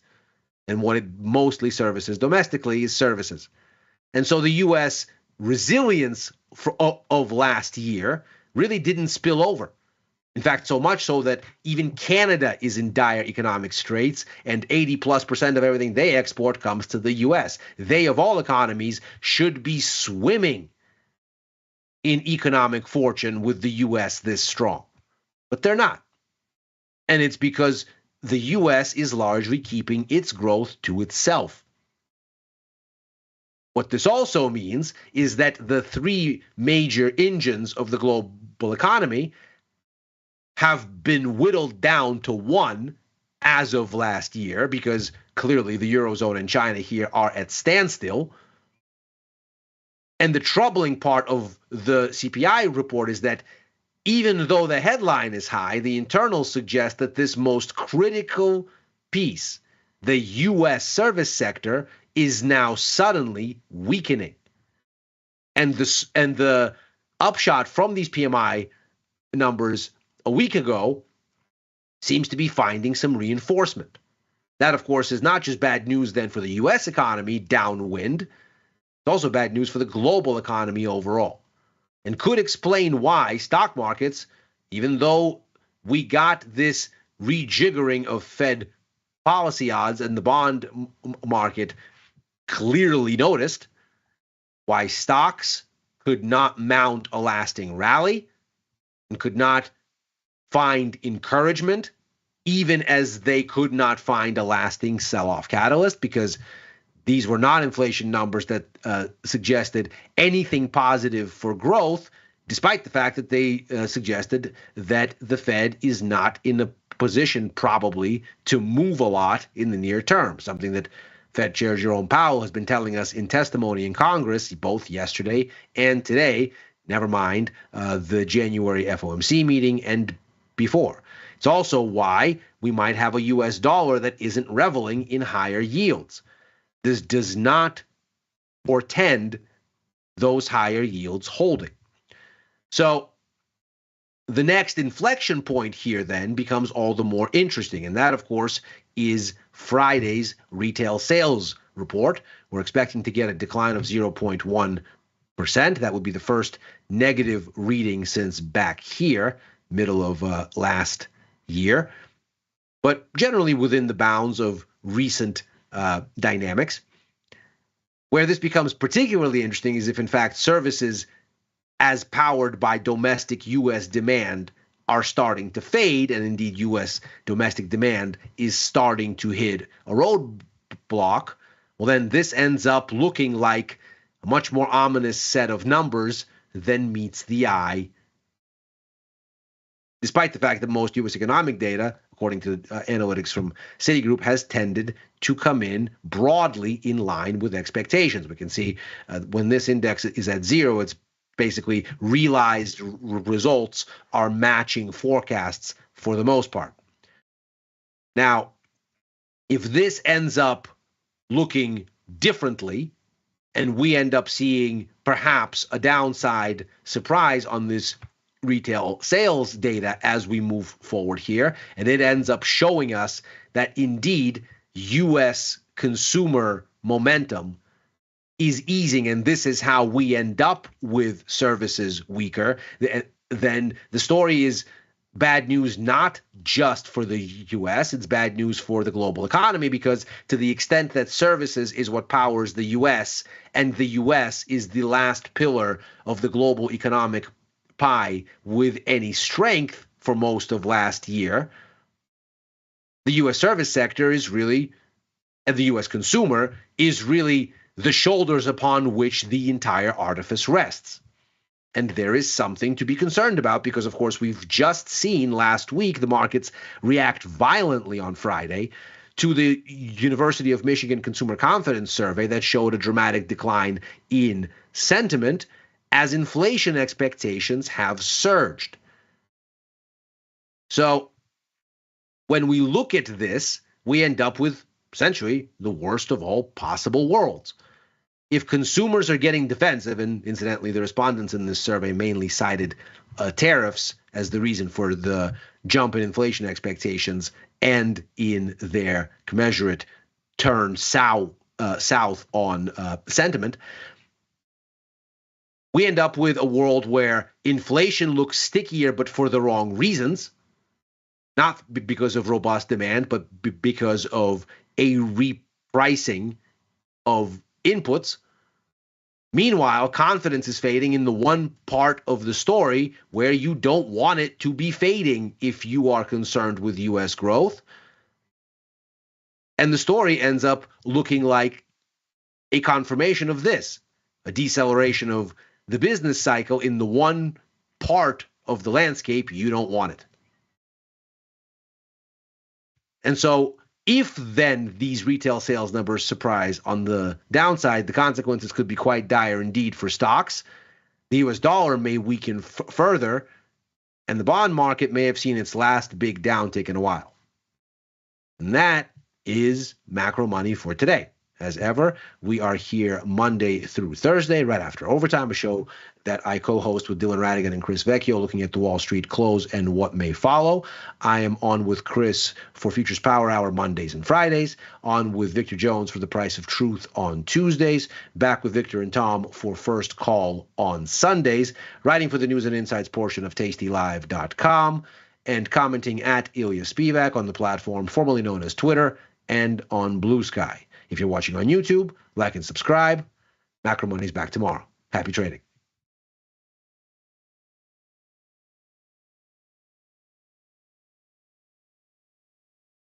In the world of investing, a beast lurks between the numbers. Some watch from the safety of the sidelines, but others saddle up and ride that one-ton rowdy ribeye for all he's got. If that's you, join us on Tastytrade, named best online broker for options trading.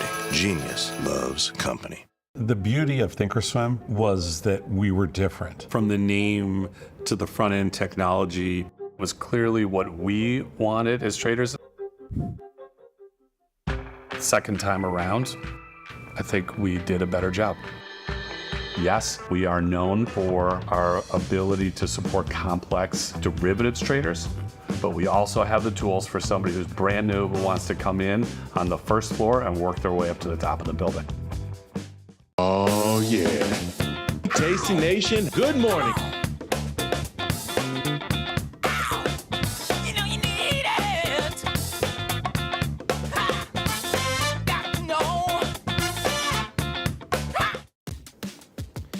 Look who's back testing.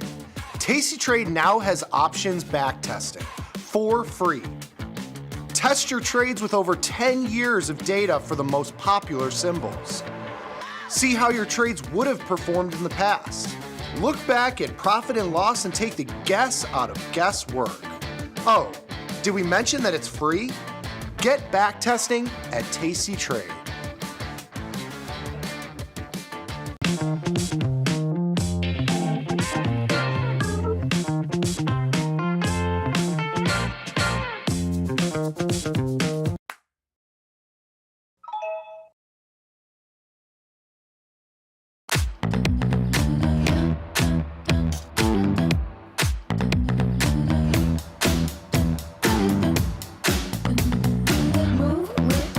Shake it up, stop when the clock hits 13. Sing 1, 2, 3, 4.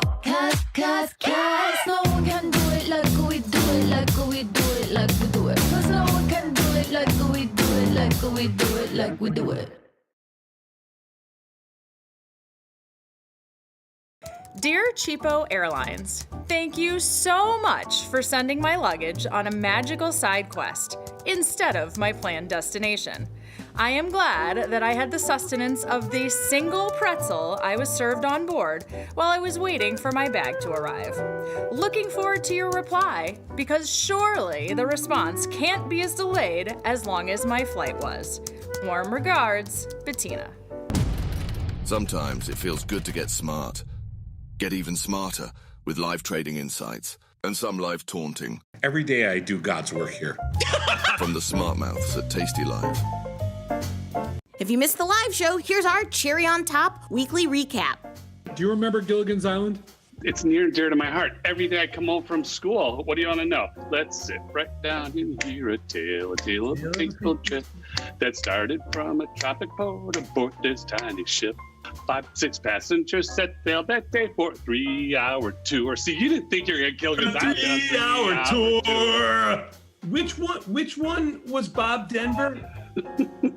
Was it this here? Which one was Bob Denver? Got the need for speed? No problem!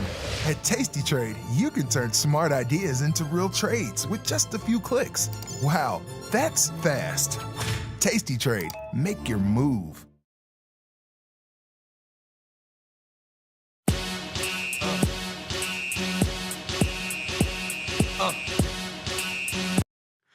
All right, we're back. Tasty Crypto Show. My name is Ryan Grace, and with me today, it's Wednesday. So, of course, we got Shelly Van in the house or on the stream. I guess you're not actually here physically in the flesh with me, though it does look like you're sitting right across from me. Got the same background and everything as the studio. Looking good. How you doing? I'm doing okay. I'm nice and warm. I hope your commute isn't too sloppy. I've been here here as in Chicago for 13, 14 years now. And I don't know. I mean, this is going to offend people, but you guys are weak out here when it comes to the snow, precipitation. I'm from Buffalo, New York, Shelly. I mean, I'm from here. I'm not a wuss. It's just I'm new to sedan life, and I must say I'm not a fan. Driving is unpleasant. I can understand. I want to jump over to the browser really quickly. I want to show you what, just really quickly, I want to show you what Buffalo, New York looks like when it snows. Can you see this? Yeah. Yes, this is a real snowstorm, okay? Just so you know. Yeah. Yeah. I did do a stint in Montana, so I might be able to compete with you on that one. Absolutely. All right, fair enough. Fair enough. You know what it's all about then. How you doing though? Keeping warm. You're not on the roads. Yep. You're good. Warm, safe. Hello to the chat. I see Dino's here. Lone Sophos. Hello. I'd like to ask a question with following up from Katie's Monday show about soup, because I feel like soup is a little bit of the theme for today. It's cold. So Ryan, do you have a favorite soup? Oh yeah. I'm basic in that sense. I love chicken noodle soup. Okay. Yeah. All right. Probably no surprise. good. I'm a boring, bland individual. What about yourself? Okay. I am new to the soup game. I have to the recently soup discovered game? like just okay, had it this is gonna- recently? well, not like for the first time, but I grew up with like the canned stuff, not like homemade. Okay. So now that I've dabbled in the homemade, really, really good soups, that's like life changing. And I'm kind of obsessed. But so there's a really Americanized version of a Mexican soup that I'm getting down with, that I've kind of made my own. Okay, that sounds good. Yeah. I prefer the can. My favorite soup is Campbell's chicken noodle soup. Sometimes you have to get a couple cans, combine it into one bowl. It's got all the salt you need. It's delicious. It's For a beautiful. month? Yeah. For like the condensed where you have to add water? Yeah. And then you can decide how much water you really want to add. You know, what level of potency do you want the soup to be? See, that's how I grew up. Like, definitely chicken and stars. Yes. Yep. Had a slightly different flavor than chicken noodle soup. The stars, Yeah. you know. You couldn't Shapes combine matter. those. No. Well, you have some Progresso soup fans. Okay. My name is Earl knows what's up, because if I am going to go for the can, it's going to be a Progresso can of like minestrone or something like that. You can kind of step it up nowadays. You've got the chunky. You've got a little bit higher quality, slightly higher quality out there. Well, you'll have to bring in some of this Americanized Mexican soup, and we'll have to do a little taste test here. Challenge accepted. All right. Well, we've got the chat fired up. Let's jump into the show. Let's do it. You want to go market update, market awareness first, or do you want to jump into the main theme? How do you want to kick this off? I'll leave it up to you. Let's see what's going on out there first. Beautiful. Let's throw up the browser here, and we've got some of our trading view charts. We're just going to quickly run through the just updated prices here, because I do have the slides that went out in the email, our market update email this morning. I didn't get a chance to update the expected moves, so they're going to be a little bit different than what we saw this morning, but we'll jump back to that in just a second. But following, what was a pretty quick sell-off post some economic data this morning at about 7:30 a.m. Wait, sorry, really quickly. When you do those expected moves, if you just did them this morning, have they really changed that much? They haven't changed right that now? much, but we were going off of a spot price for Bitcoin of about 96,000, where we're at 98 here, almost 2,800 for ETH, where we were at 2630 earlier. So in that case, a bit of a move, especially with ETH, because the expected move in there was around $250 or so. So you definitely get that adjustment. And that's the thing to keep in mind with these. They're dynamic. So if the spot price changes, if volatility changes significantly, going to have a completely different range. That said, we're looking at moves here with Bitcoin 7,000, 8,000. Today we're to the upside. The volatility hasn't changed that much, so you can kind of just adjust the range in your mind by about the same amount, given that there hasn't been much of a volatility change. It's not going to be perfect, but kind of gives you some indication of what that range might look like. Okay. But yeah, quick check of where we're at. We've got a bounce underway. Feels a little bit differently than it has the last few days or really few weeks. We've been on that downward trajectory, but here we're back at 98. Really haven't been able to break above that recently.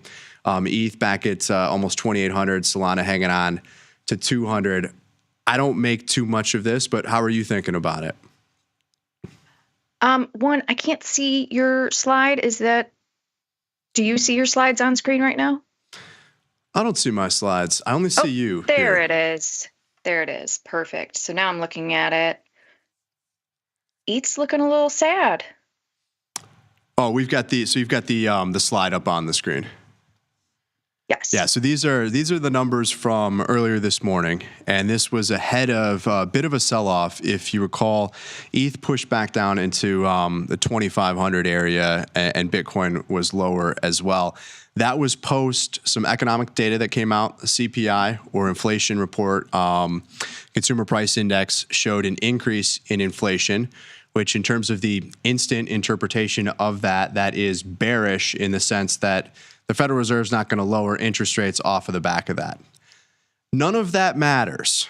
It's backward looking. It's the inflation data from January. Most indications here thus far in February are of a little bit of a slowdown in inflation and also economic growth, which is, I think, what explains some of the weakness that you've seen here in the market as well as in kind of the traditional equity space. And so I believe that it's very likely that once we get that February inflation, which will be reported in March, we'll see that inflation has moved a little bit lower from here. It's a fun way to try to explain some of the short-term volatility, but you can see obviously we're up about 2% now from where we were, up about 6% or more from where ETH was. So our performance dashboard, our price momentum is a little bit dated here, though the signals all remain. I mean, ETH has been pretty bearish recently. Bitcoin has outperformed. Bitcoin dominance is still about 61%. So no real change there, but I wouldn't read too much into the price action this morning on the back of the CPI report. Sounds good. Quick check of the expected moves, and then we'll jump into today's show. Here are those ranges that I'm talking about. So volatility hasn't changed much with ETH. We came in at a 70% implied volatility. We've got about a 68% right now. So that would actually pull your range in a little bit, all else equal. Obviously, price has increased a bit, but if we rerun these right now, you're going to get about a $250 expected move. Ranges remain kind of in the same levels or areas that we've been for some time now. Yeah. I'm excited. I just pulled out a bunch of ETH and USDC to set up a new liquidity pool. So these ranges are extremely helpful. Awesome. Yeah, let's we got to revisit that one of these days again. I know it's a popular topic, something that both you and I enjoy talking about at least. So we'll have to touch on liquidity pools again soon. Agreed. You want to jump into the research today that we've got? Oh, yes. Let's make crypto soup. I like that. Okay. I see what you did there. There was a plan all along. It was. I was plotting. The soup game is strong. Crypto soup. We have added a few more ingredients, I suppose, to the pot here at Tastytrade recently. So we've talked about the addition of Dogecoin. I believe, that was back in December. We have Solana now trading on the Tastytrade platform, Ripple, or XRP, excuse me, and I believe more coming soon. So that said, I wanted to kind of do a little bit of a research piece and look at whether or not it made sense when we analyze historical performance to diversify your portfolio. That's a common theme I'm sure everyone is familiar with. You want to be diversified, right? Well, do you really want to be diversified? Are you diversified, Shelley? I'm super diversified when it comes to meme coins and shit coins, if you will. I have quite a bit of the big five we have here. Doge was the first crypto I ever bought way back when, and then I started dabbling with Bitcoin, ETH, Litecoin. But I mean tiny amounts. So you started with Doge? I did. Okay. That was your gateway drug. It really was, and it was like 0.0005. Wow. So, or 1 when I initially bought in. So it was very, very early. And have you held it this entire time? Ryan, if I had held it this entire time, there would be signs. You wouldn't be here. We wouldn't be doing the show. No, I would be. But you'd be doing the show from the beach. Yes, yeah. Exactly. So no, I made a nice little bag back in the day and then bought in again and, chopped it up, but definitely didn't hold until the all-time high. Awesome. Well, you have a diversified portfolio from the sounds of it here today, and certainly an allocation to memes. And that's one of the things that we'll get into as well, because I think a lot of people look at some of this stuff, and maybe rightly so, they question how real is any of this at times. It's hard to, on the surface, initially understand what's the value of something like Doge. How does it have a value? Maybe more so. Until you really understand what it is. And then when you run some of the numbers, I think there's a strong argument for why you might want some of these exposures, even if only temporarily, in your portfolio. So I want to look at that here today. Mm-hmm. So can you see the slides on the screen? I can. Okay, perfect. Let's jump into the first one. We're going to talk about portfolio construction. And as we kind of set this up, Bitcoin's been a great investment. It's had some down years. Don't get me wrong. We've gone through some tough periods, some tough times. But generally speaking, it's been a great trade. It was up well over 100% last year, and it's tough to find anything that's been, better than it over a longer time frame. Maybe Doge, but in the equity market, for example, maybe Nvidia. There's just not a lot that's outperformed Bitcoin, even though it has. I think this narrative that it's very volatile, it's very risky. Well, and the question I always get is just, I don't get it. Yeah. What is it? It's digital gold, right? And so digital I think gold. There's probably less of that today, but naturally then as people start to learn a little bit more about Bitcoin, maybe they understand the digital gold narrative, the place that it might have or where it fits in your portfolio. I think people start to look at other cryptocurrencies, other tokens, start to understand some of the different technologies a bit more and consider investments in them. But I really want to objectively look at whether you should have an investment in anything else. No axe to grind here, but given just how well Bitcoin has performed, should you diversify? Did you miss out elsewhere? Or should you only be in Bitcoin? Maybe. So in this scenario with our soup analogy, is Bitcoin the broth? Yeah, in this case, it's like, should you just have a bowl of broth or do you want some noodles in there too? All right, let's go. One way to look at it. So We're going back to kind of traditional Tastylive research team studies. As everybody that watches Tastylive and is familiar with the content knows, we do a ton of research on the show, talk about different approaches to the market as it relates to options trading. I want to do that here with crypto. Clearly a different vehicle, different animal. You can really only buy it and hope it goes up. But I want to look at, again, how should you think about portfolio construction given you have some of these tokens that are wildly volatile versus some of the others? Do you need to own them? Should you own them? And so on. So we're going to compare a portfolio of 100% Bitcoin versus some alternative allocations, and we'll break those down in just a second. And I eventually want to get to what's the optimal portfolio allocation to minimize volatility and maximize returns. So here's the performance of a couple different portfolios versus a portfolio that's 100% Bitcoin going back to January 1st, 2022. So I understand we're cherry picking a point in time, but with some of these tokens, they didn't exist. There's not a lot of data. And in terms of adoption, it hasn't really been all that relevant up until, let's say, the last 5 years or so, post-COVID. So we're going to do the 2022 to present period, takes us up to today. So here's 100% Bitcoin. Your total return's 122%. Your annualized return's 20%. You have an annualized volatility of 45%, which is right about where Bitcoin's annualized volatility is right now. And we have a Sharpe ratio of 0.45. You can see the max drawdown for each one of these portfolios is almost the same across the board. Speaks to the correlated nature of this and what has been or was the driver at one point, which was the collapse of FTX in 2022. So they're all about the same in volatility terms to the downside when the market dumps. But depending on your portfolio construction, you could have wildly different returns. Mm-hmm.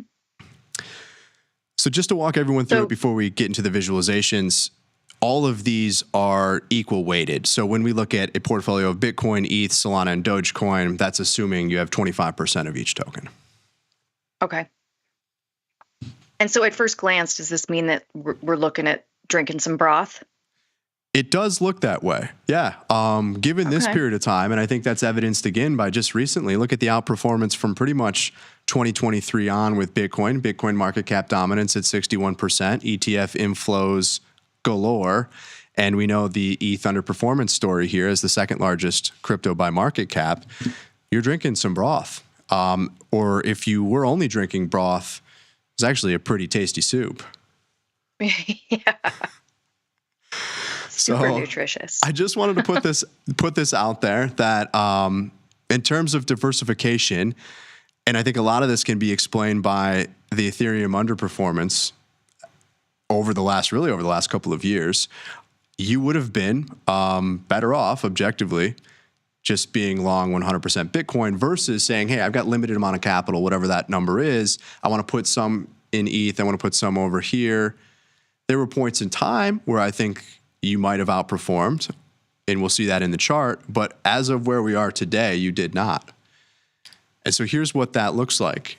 And our high water mark, you can see the horizontal 100% BTC benchmark there, the dark dotted line. At one point, some of these were 50% above in terms of outperformance, right? You think about Dogecoin at 40 cents. Well, it's back at closer to 20 here today. So you've got to take the profits again when you have them. I do think you have to trade actively, but if you're just buying and holding, you've done a little bit better just holding Bitcoin. Mm-hmm. Diamond hand soup. Yes, diamond soup. So this is the performance. And as of right now, any other strategy aside from 100% Bitcoin here, at least compared to what we're looking at, 50% Bitcoin, 50% ETH, equal weighted across Solana, ETH, and Bitcoin, throw a little Doge in there, or put an equal amount into each one of the tokens that are currently offered at Tastytrade, and that's in the blue. You've done a little bit better at times, but again, still underperforming Bitcoin presently. Okay. When we look at this from the volatility perspective, clearly there's the potential for greater returns, but you're also going to have more risk when you look at this from the volatility. 100% Bitcoin is the lowest volatility, but has the best return.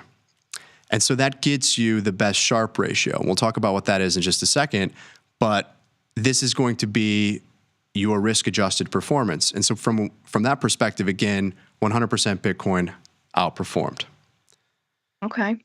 That's important because now we can optimize a portfolio for both volatility and return.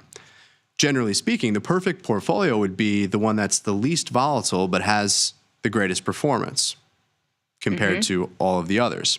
So I want to focus in on the Sharpe ratio here, because using this, we can start to construct a portfolio that potentially minimizes vol and could outperform.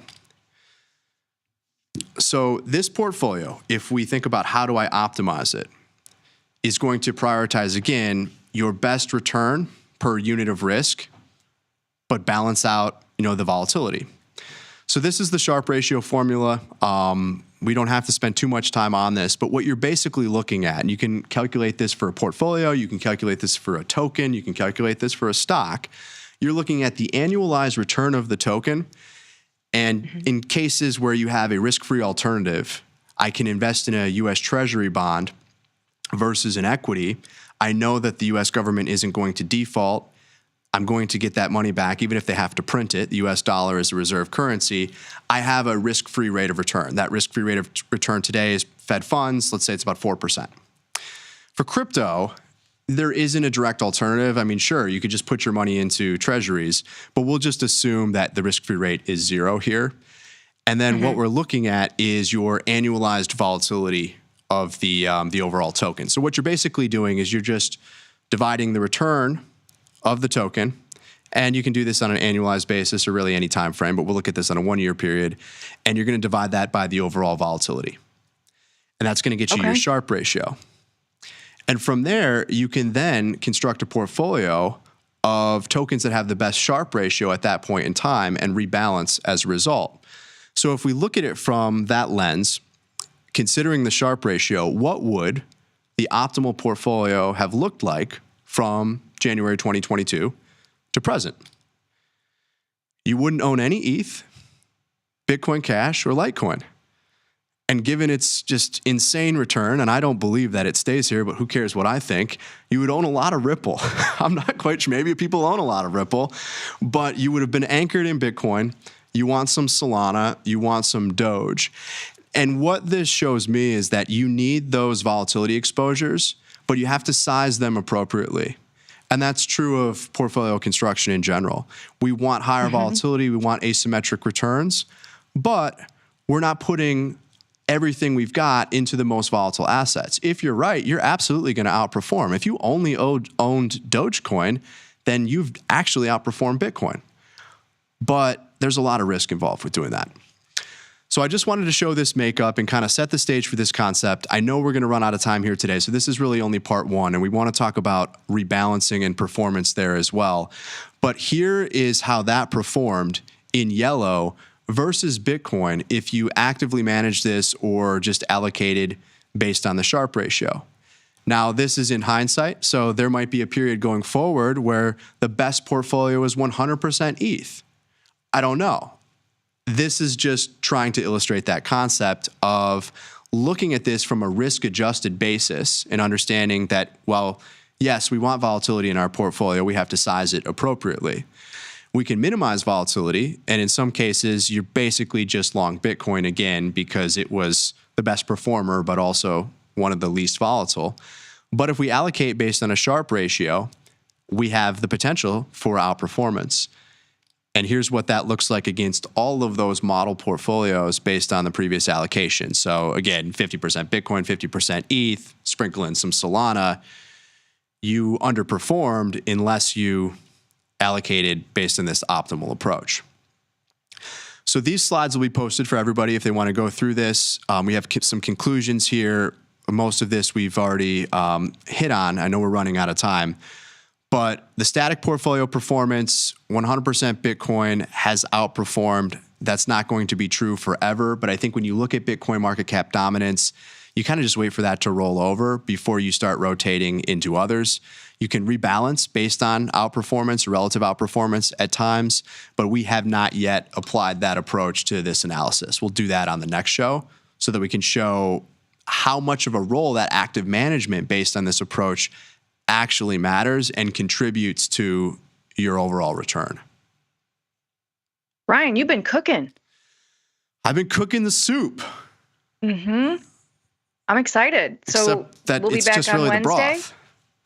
What's that? Just the broth for now. But Wednesday, we'll go over part 2 with all the ingredients, the full recipe. We'll spend less time kind of chit-chatting at the beginning. We'll jump right into it and cover a little bit of a recap here and then go into how you can optimize this further by rebalancing.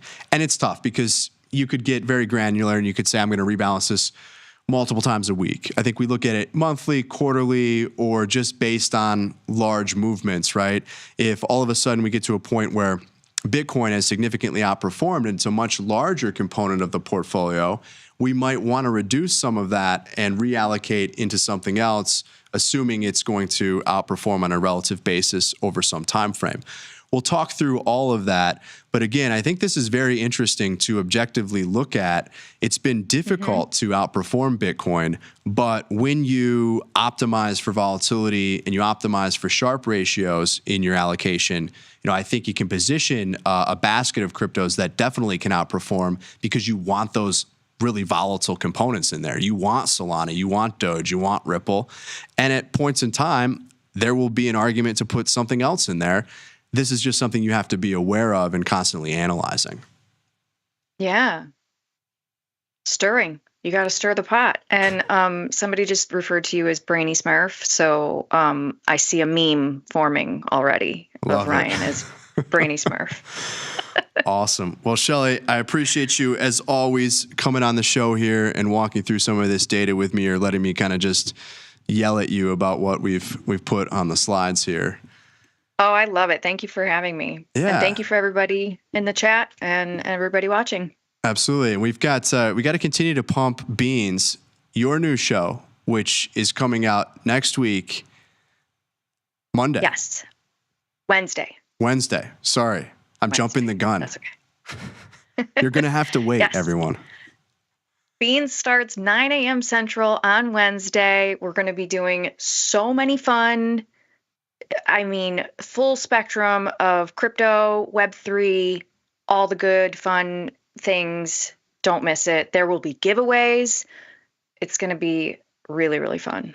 Awesome. Well, I'm looking forward to that. It's going to be broadcast on the Tasty Crypto YouTube channel. So get over there and subscribe to the channel so you don't miss it. We will be back next week. Shelly will be back with Beans. And I think with me on this show, we're off on Monday. But thank you all, as always, for watching. Until then, I'm Ryan. I'm Shelly. Peace.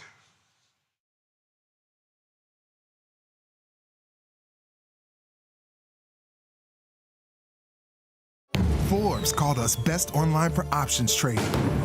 Investopedia, best for options trading, period. With stockbrokers.com, we're number 1 for options and futures trading. The Motley Fool really likes us. And so does Business Insider. So what else can we say other than boom? Trade like a trader. Tastytrade. Make your move.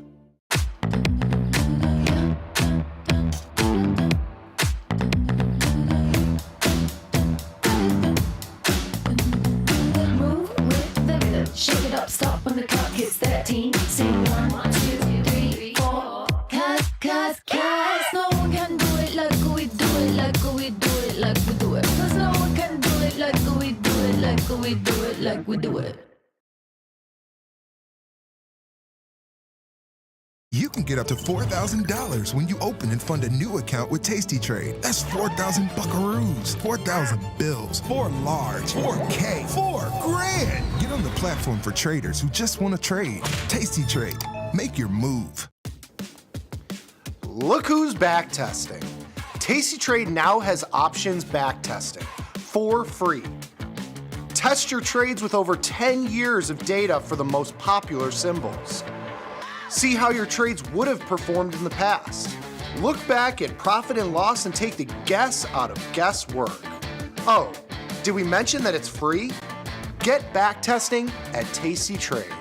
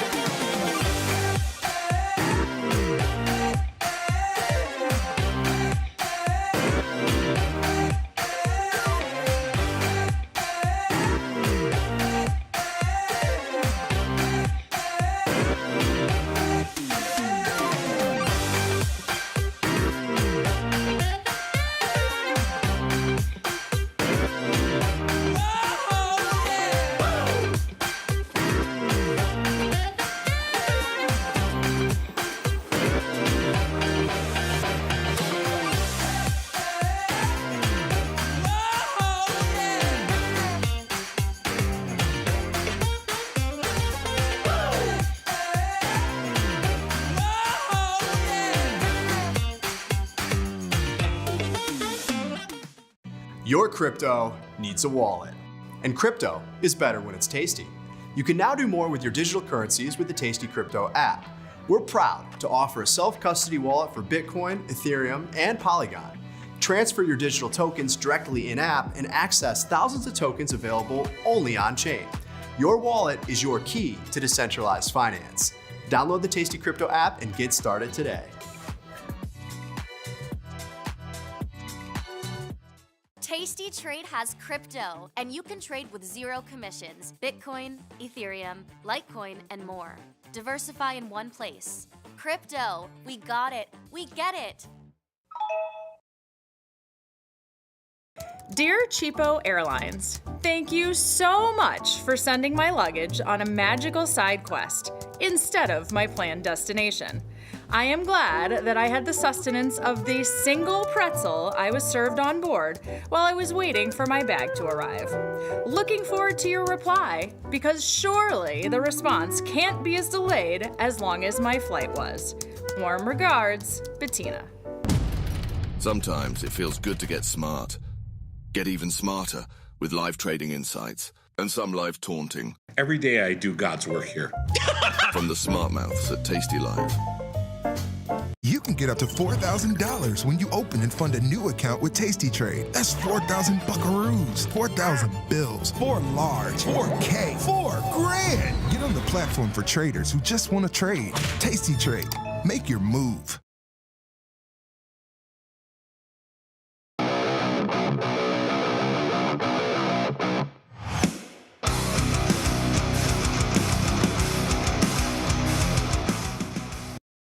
Oh, yeah, it is Wednesday, February 12th, 2 days before you-know-what day, the fakest holiday of them all. But for now, it's a little bit after 5 p.m. Central Time, the best time. You know what that means. It's time for Tasty Live's evening show, a little show called The Price of Truth, a podcast where we like to explore the incentives that govern your world. And, man, they're throwing a lot of incentives at us. They're flooding the zone.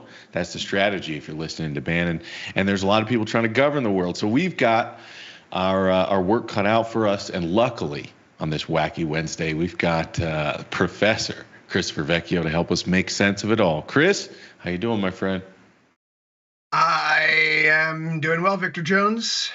Victor Jones, doing well. How are you? You look great. I'm okay. You've casualed it up. You know, we went from Tuesdays to wacky Wednesdays. On Tuesdays, you used to wear your button-up shirt, and now you're in your T-shirt like me. So I don't know what to think. I got no chest hair. Our views are going to be down probably 30% because of it, even though we're 99% male. I don't know what that means, the audience. But, you know, I'm okay otherwise. How are you? Yeah, listen, you're very funny, man. You're the conversation before. What was that word you said you wanted to say, but you couldn't? Just say it. Oh, don't even put that on me. That good. You're good, you. You're very good, you. Shout out to everybody watching on tastylive.com. Shout out to everybody watching on Tastytrade desktop and mobile applications. But if you want to be part of the conversation, bing, that just popped up on your screen, Probably, maybe not. You've got to go to the evil Google, YouTube, part of the New World Order, and start typing, use your phalanges, metacarpals, what have you, and just slap them on a keyboard and spoof the Google algorithm into putting us in front of as many people as possible. And if you think it's not important, you are wrong. Just go ask Reddit, who, with a tiny tweak of the Google algorithm, missed their numbers. So it is important. These algorithms are important. Christopher Vecchio, there's so many places we could go. So many places, but I suppose we should just start at price. My friend, the curve is lifting, and we're weird sort of mixed day in price action world over the last couple of days. What are your thoughts, man? Deja vu. Are we at the exact same price level from this time last week? Yes. It is almost exactly where we were last time we talked. It feels like it, but maybe something's changed along the way. The gaps are getting closed faster. DeepSeek took 5 days. The Canada, Mexico, China tariffs took 2. The aluminum and steel tariffs took an hour on Sunday night. Today, CPI is shrugged off, not immediately, but by the end of the session, the NASDAQ turns green. The S&P is back to 6078 right now, here up a little bit after hours. Bitcoin and Ethereum are rebounding here, Victor. Sounds like people are happy to take on some risk. But what's changed? Nothing's really changed. Maybe we're absorbing body blows. It feels like the market's resilient. That's why I'm staying long. But it feels like this is a market that's kind of waiting for a green light of sorts. Today's CPI data could have been the green light. And instead, we're still at the stop sign. We haven't really moved. I think the market's rebound today is fairly instructive because this time last year on February 13th, we saw the very warm January CPI report. If you want to see the graphic itself, people can go check out Futures Power Hour or Overtime today, where I shared it. But effectively, the biggest contribution to inflation in the most recent reading was transportation services, which if we think about where we were this time last year, the biggest contributions to CPI were transportation services, insurance costs, really things that are one-off and rebased and don't really find any continuation into broader price pressures thereafter. And so what did the market do on February 13th, 2024? It fell and it chopped around for a few days, but then it ultimately resolved itself higher. And that was the cadence of really all those CPI reports that we had for the next few months, where sure, they were warming up, but they were warming up for the reasons that we don't necessarily think are sticky. And so the market ultimately keeps trudging higher. Maybe we close that gap today quicker because we learned our lesson from 2024, but we're still stuck in the mud. I mean, we are at the exact same price level we were this time last week, give or take 5 or 10 S&P points. What has changed is that gold is a good deal higher, that yields are a good deal higher, that the dollar is ultimately, well, it looked like up until today it was starting to weaken versus the yen and potentially turning versus everything else, but it is still stuck in the mud. So a lot of time has passed. 7 days or 5 trading days in the market's not nothing, but we haven't learned anything new. And Powell didn't give it to us. Trump is still doing Trump things. Congress hasn't put forth much more than a framework for their latest spending bill, although the bones are out about that, having had a chance to look through the appropriations bill this afternoon. What do you do here? What do you do here right now? So I'm still leaning long deltas in stocks because we've absorbed body blow after body blow after body blow, and we have not cracked yet. So, all I got was this T-shirt, Victor, the non-neck hair V-neck T-shirt. I don't not agree with you. I agree that we're at the same place, but I feel so much has changed outside of equities. To your point, gold is higher. The position of the dollar has changed. Yields have moved up. The whole curve has shifted up. Cuts have been removed. I would agree with you that stocks have been resilient, but I also think stocks are kind of the big dummy in the room. Stocks are kind of the guy who wears the hat with the bend in the middle like this. Oh, no, okay. with the bend in the hat that's just that comes at the V. You know what I'm saying? That guy in the room. So I don't know that you get punished by being long. I feel like the market needs a reason to dump. And I don't think there's a catalyst there right now, a strong enough catalyst. Though I find it strange that the market is not repricing to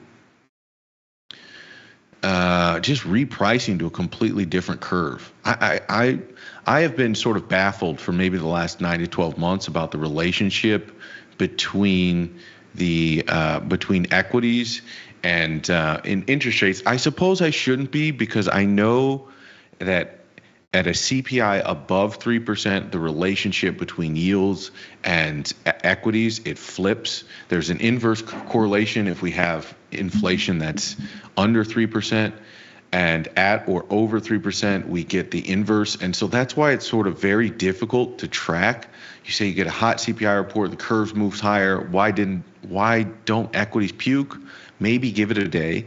Maybe that's the answer. Or maybe the fact that people are paying more money, that they can stomach more price pressure somewhere in the economy. Maybe it's not insurance, maybe it's not their house, but airline tickets are costing more, or whatever the case may be. Somebody's bleeding more money out of the consumer, and the consumer's still piling up on somebody's credit card. And that generally means more revenue, and stocks number go up. But don't you think, like, at what point do you think this gravy train runs out? Or do you just think the party continues, man? Is that just me? I can't hear you, bro. That's my fault. I was coughing before. The biggest threat to the economy right now, and probably to markets, is recession. Right. The corporate earnings picture is still strong. Maybe we're changing leadership for the AI story, which, consistent with that theme, as we talked about on Wednesday, January 29th, I believe it was, that if we're going from phase 1 to phase 2, because of the composition of the indexes, the heavyweights and semiconductors that carried us here, them coming down and that money being reallocated to the phase 2 names, net, the money's not leaving the market, but because of how the indexes are constructed, you get a lot of churn. And then you sprinkle in the seasonality where markets don't do anything until the Ides of March. Okay, you have a compelling picture for a lot of slop and chop. And hey, we're still between 57.75 and 61.75. So the 4-month range is there, and slop looks like it'd be ahead. So why bet against that? I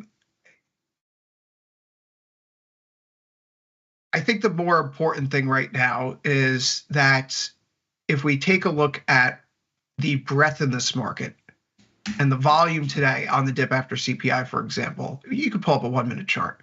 The volume after the initial sell-off shows that there is a greater interest in buyers rather than sellers. You go to 5-minute candles, shows the same thing, but the up candles, generally speaking, are accruing more down, volume up than down. There is still a desire underlying all this to get long equities, despite the pain. I mean, sure, if the economy is performing well, so rates are going up because inflation may stick around, taxes could be cut. And hell, what's the best long-term hedge against inflation? Being long equities. So inflation being up a little bit more than anticipated, is that a reason to dump? I mean, Vic, we need more. You say we're waiting for the event to drop. I guess that's why I'm still so bullish. All these things have dropped. We've heard about trade wars with Canada and Mexico, or maybe not, but definitely aluminum and steel tariffs and tit for tat with China and USA red, white, and blue land. And once we get Greenland out there, a lot's changing. But the market isn't telling us that equity prices are really worth taking down a peg. So, yeah, I find that I just, if we got an inflation print that we did today back in 2022, Vic, do you see the market responding today the way that it did? Where it comes above the high end of consensus forecasts. Bloomberg polled 73 economists. None of them saw inflation coming in this high, right? That would have been, oh gosh, the Fed doesn't have its hands on the steering wheel anymore, right? They're so behind the curve. They missed the boat. That's not today's reaction. Something feels fundamentally different. Like we don't even care about this because this is all about the rearview mirror and Biden era policies and what the Fed was doing in response to those fiscal policies. And what we're concerned about are the tariffs, which are about inflation ahead. And today's data does nothing to inform us about what's coming next. It just tells us where we are. So why sell off? If you sold off, we're back to where we were yesterday, where we were this time last week. Still waiting. I meandered. Yeah. I was weaving. I was weaving there. No, I mean, I guess what I'm trying to, I hear what you're saying, and you're saying the risk favors, we're in a consolidation phase, and you're saying the risk favors holding on through what will likely be a sloppy sideways price action, because your point of view is that the risk and reward favors the upside once we break through this sloppy sideways trading action. Is that sort of like the fair, yes. If I pull everything out of what you're saying here, that's sort of where you're going. And innocent until proven guilty, right? Like the ball has been, you favored the Bulls over the last several years. But I also go back to the whole longer term view. Charlie Bolello, Compound Advisor, shared this chart yesterday. Since the low in March 2009, there have been only 29 instances where the market's corrected 5% or more from a high to low period. Those corrections have lasted an average of 26 days, producing a move of 7.6% lower to the downside. So finding 29 different instances going back to the low in 2009, that you are waiting for Godot. Like, sure, you'll be right eventually, but the market may rally 20 or 30% before you ultimately get your 5% to the downside. And given the fact that this is a market that, maybe no rate cuts are coming, but if you look at the House Republican plan today, we're getting another $4.5 trillion in new debt over the next decade. The deficit spending's not going anywhere. So the stimulus spigot, like, it's not getting turned off in DC necessarily. We've killed $100 million in various USAID grants, but we're also going to be spending $4.5 trillion more than we were anticipating over the next decade. So, like, that's still stimulative. And if stimulus is coming into the market, it may not be from the Fed, but it's there. And that's not enough to get rid of an equity market rally yet. Yeah, I agree with that. I think, can you explain to me why, do you think we're closer to a stagflationary world that just nobody's talking about? Or do you think stagflation is so far in the rearview mirror given where GDP is currently at? What do you think? Well, can we let's get a unified consensus on what stagflation means? Right? Mm-hmm. Is stagflation the slowdown in growth, or is it actually negative growth? Right? You have to have two things. Slowdown. Okay, so slowdown is one. Is it how much of a rise in the unemployment rate? I know the economists factor in unemployment rate. I just think slower economy and higher inflation. So where are we? So let's just start where we are right now. 4% unemployment rate, 3% CPI, and we'll call it 2.3% real GDP. Okay. So if what the Fed said were to come true, would we be looking at stagflation? 2.3? Oh, in the last print. Okay, sure. And the last print. And the current quarter, depending upon if you're looking at the Atlanta Fed GDP Now growth model or the New York Fed Nowcast, the Atlanta Fed is currently at 2.9% for the first quarter. And granted, there's still a lot of data due out, but the New York Fed's Nowcast is currently sitting at 3.12%. So let's just, split the baby here. We'll call it 3% even between the two. Okay, so if we're at 3% on GDP, if we're at 4% on unemployment, and then 3% on CPI, if the scenario that the Fed says comes true, where we lob off 1.2% from GDP and we add 0.7% to inflation, a year from now, just setting aside the labor market component for a second, that means we're looking at 1.8% GDP and now 3.7% CPI. So growth is still positive in real terms, right? But we're now having weaker real growth. Mm-hmm. Is that stagflation? No, but that's stagflationary. So the way I think about it, the way I think about stagflationary conditions is it's not we're in stagflation. It's there's that 4-quadrant chart that I think Ray Dalio made sort of famous in his all-weather portfolio, which is just you put growth on one side, inflation on the other, and whether it's accelerating or decelerating for both of those quadrants. And in one of those quadrants, you're going to have growth down, inflation up. That's sort of your stagflationary quadrant. And it seems like that's sort of the ballpark that we're playing in. That's the playbook, the investing playbook that it seems the market is deploying right now. And it seems weird to say that because things sort of look good on paper. So how, like what, because people think of stagflation as this thing that, you know, it's like deflation. It's a binary event. Well, no, you can have stagflationary conditions and still decent environment for risk. It's just which assets outperform. And I sort of think when you look at gold at 2,900, it's screaming. That's the playbook that the market is sort of deploying right now. The stagflationary condition playbook is what the market is deploying right now. That makes a lot of sense, though, right? Like, so that scenario is not stagflation unless the unemployment rate spikes to like 7 or 8%, but it is stagflationary. And if it's stagflationary in a world where the Fed is kind of, you know, its hands are tied because it's a reactionary group, and Powell said that as much yesterday in front of the Senate Banking Committee, right? Like the Fed reacts; they are not a proactive policy group by any stretch of the imagination. And that's why I like to say things like the Fed's always fighting the last battle. The general's always fighting the last war. They literally are not allowed to fight the war that's in the future. So they can't ever skate to where the puck's going to be.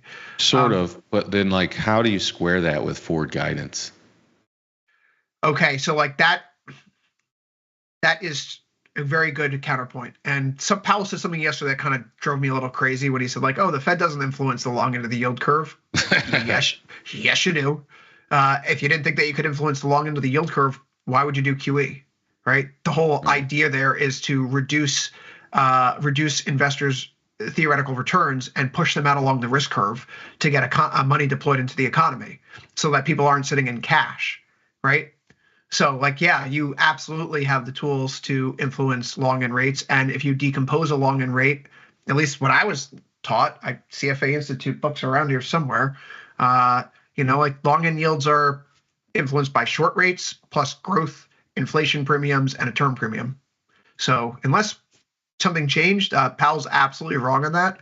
But granted, I happen to think that he is correct in the other view. But nonetheless, Victor, right?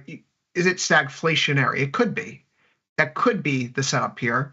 So then if we go to a higher, longer for world, what is the Fed going to ultimately do? The labor market is still strong at a 4% unemployment rate.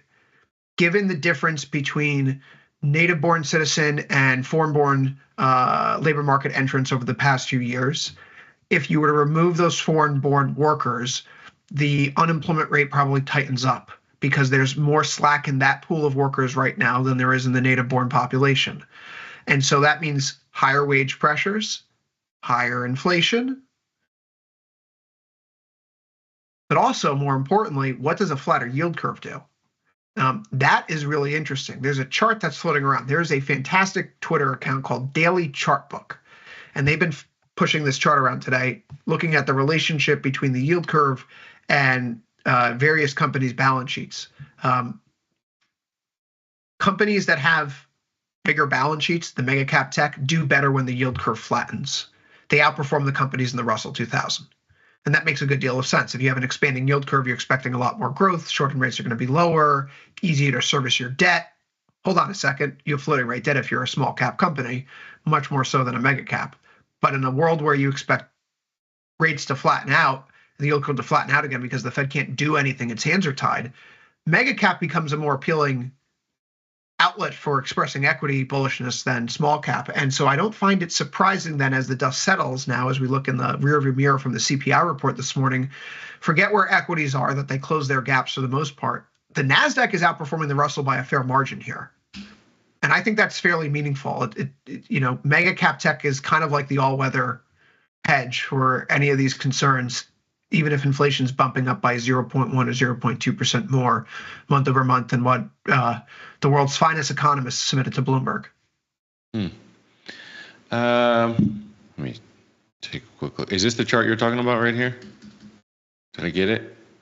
Let me take a quick look. Yeah. There you go. All right. It looks like this old dog can still navigate the interwebs. That's all I wanted to double check. Good for you. What do you use more now, Google or ChatGPT?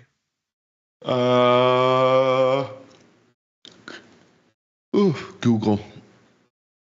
Interesting. Yeah, Google. There's things that I like about ChatGPT. I don't love to search on it because it makes so many mistakes or assumptions. Mm-hmm. And it presents it as if sort of this is truth. I don't like authoritative, yeah. Yeah, Google, I can sort of see, okay, here's my source, here's where it's coming from, here's my alternatives, and then I sort of, from the consensus crowd, come up with sort of, okay, what do I believe? And so for super simple things, I like ChatGPT, but like on balance, I probably use Google more. And then if it's political, I use neither of those two. I go to DuckDuckGo. Sure. I do. Why do you ask me that question? Why are you curious which one I use? Just curious as to how people find their information these days. What do you use? I almost exclusive. Yeah, I only use the Chinese version because I only want my views. Obviously you use ChatGPT for sure. You talk in ChatGPT. No, I don't talk. AI. I haven't gotten there yet. But yes, you do. As soon as we got that company email, like, by the way, we have Claude 3.5 Sonnet available for everyone. I was like, yes, please. I will take that sign up. Isn't that a big deal with the younger kids? Don't most of the younger kids use Claude? You are a little bit older than me, so yes, we do. Yeah, right. Yeah, right. By younger kids, bro, I mean like middle school, high school, not 2 years younger than me with a wife, a kid, and a mortgage.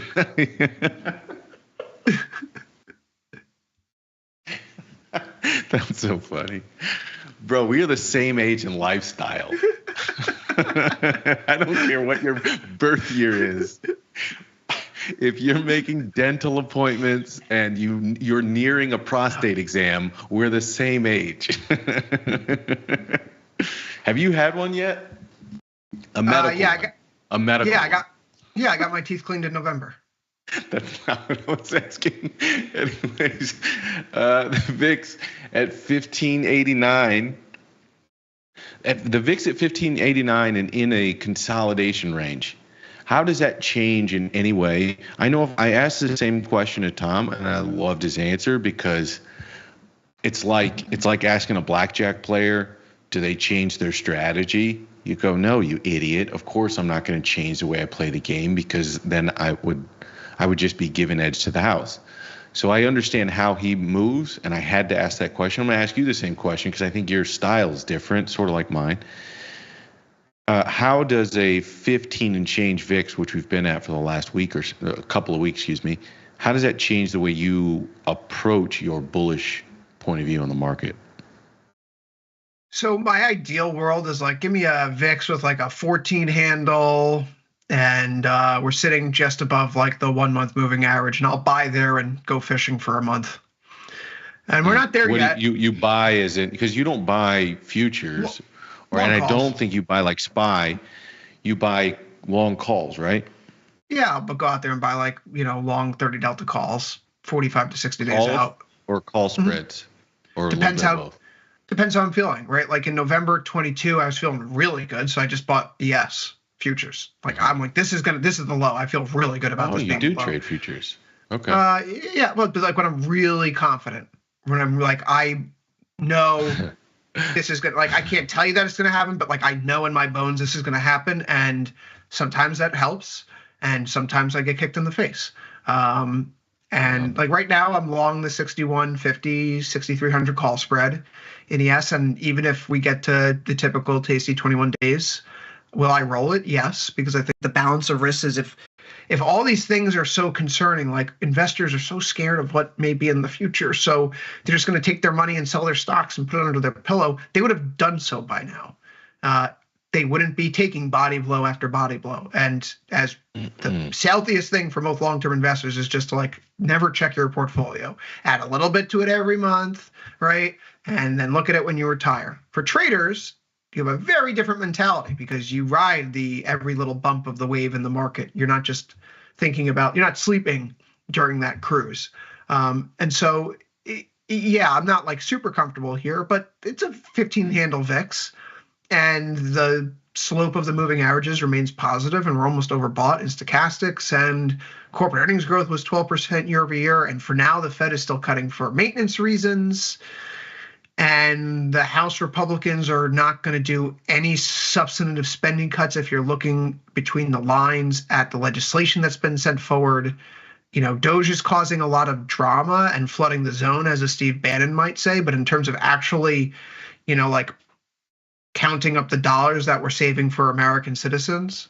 Perfect example. Yesterday, I saw a big tweet going around, you know, the CFPB is going to be, emptying its account and returning the $711 million that it has to back to American taxpayers. Great. We're all $2.75 richer. Fantastic. Like, where's the real spending cuts?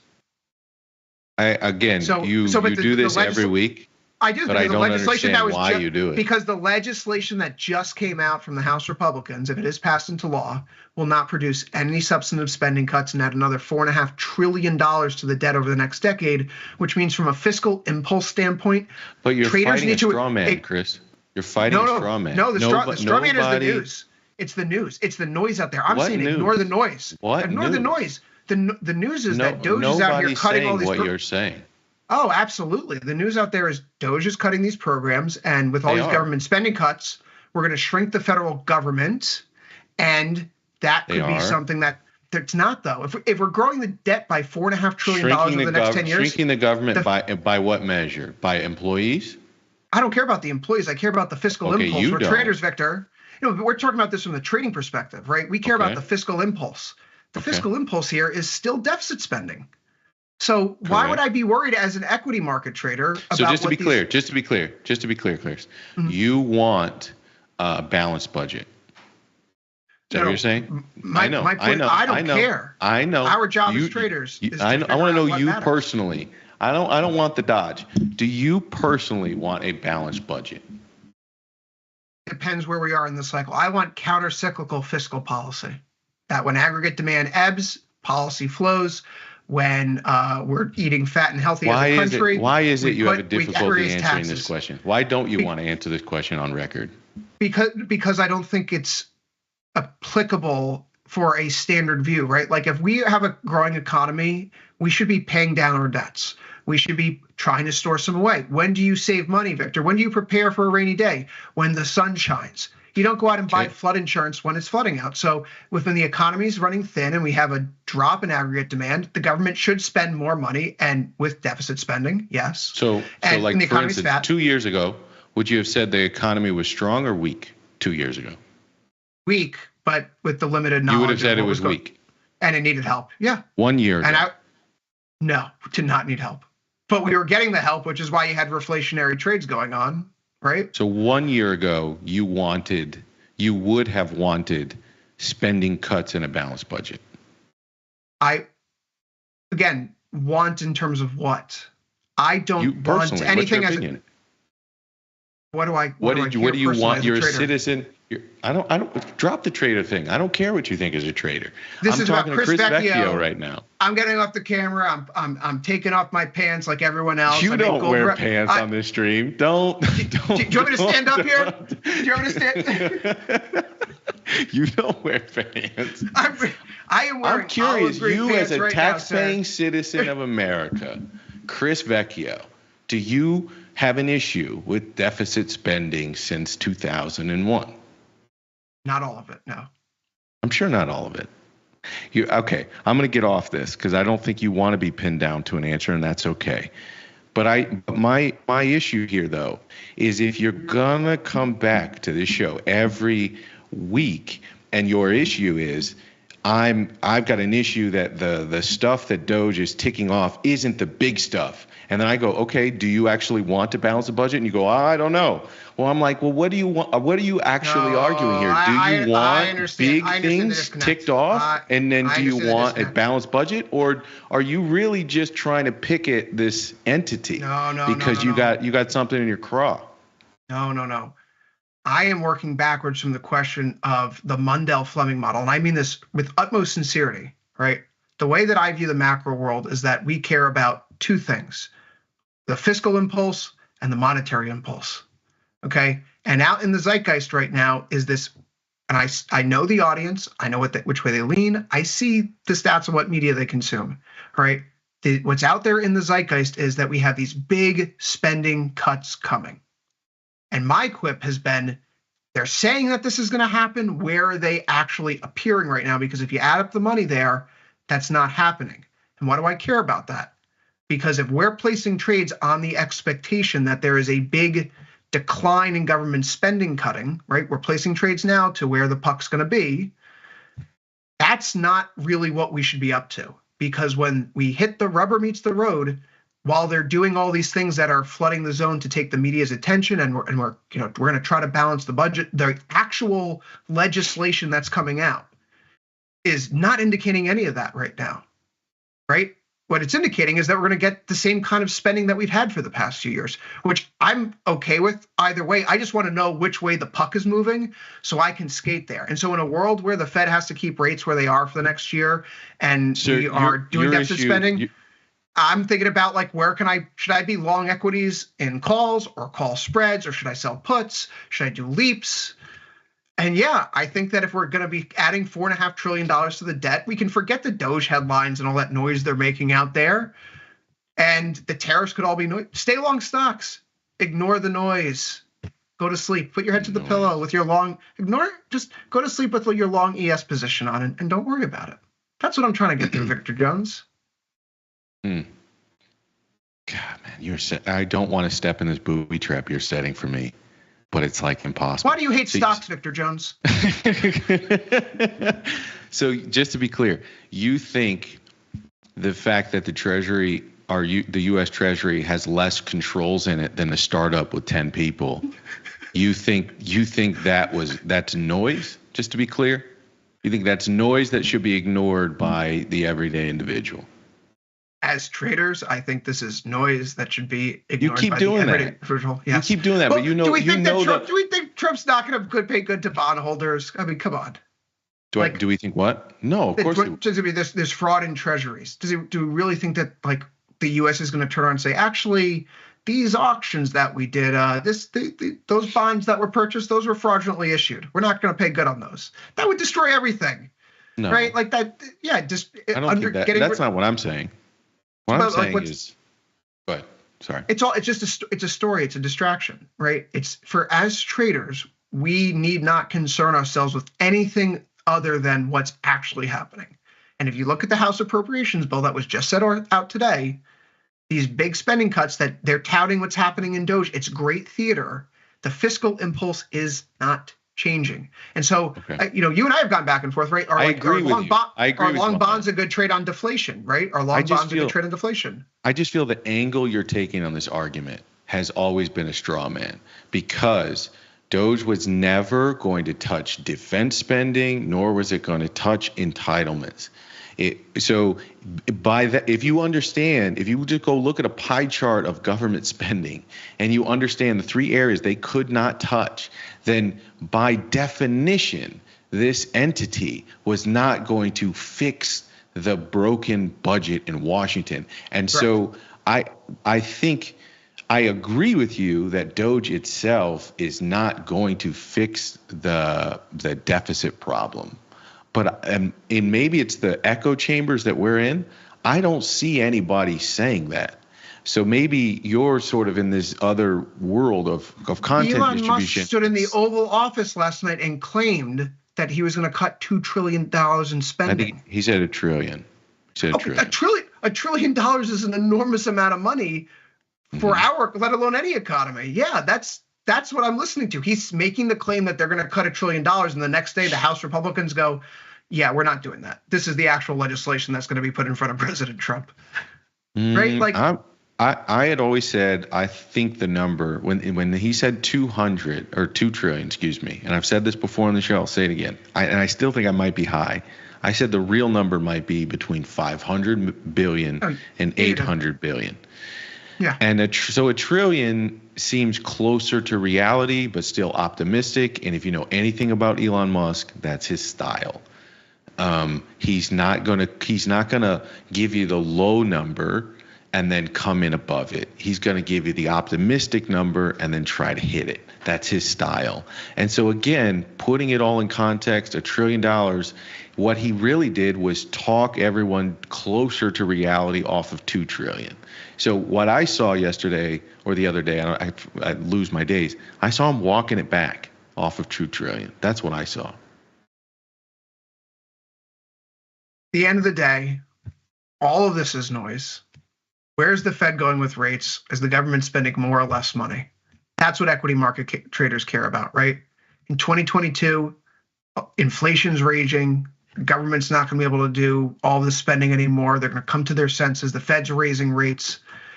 That's when the market finally finds its senses, comes to its senses, right? After we figure that out.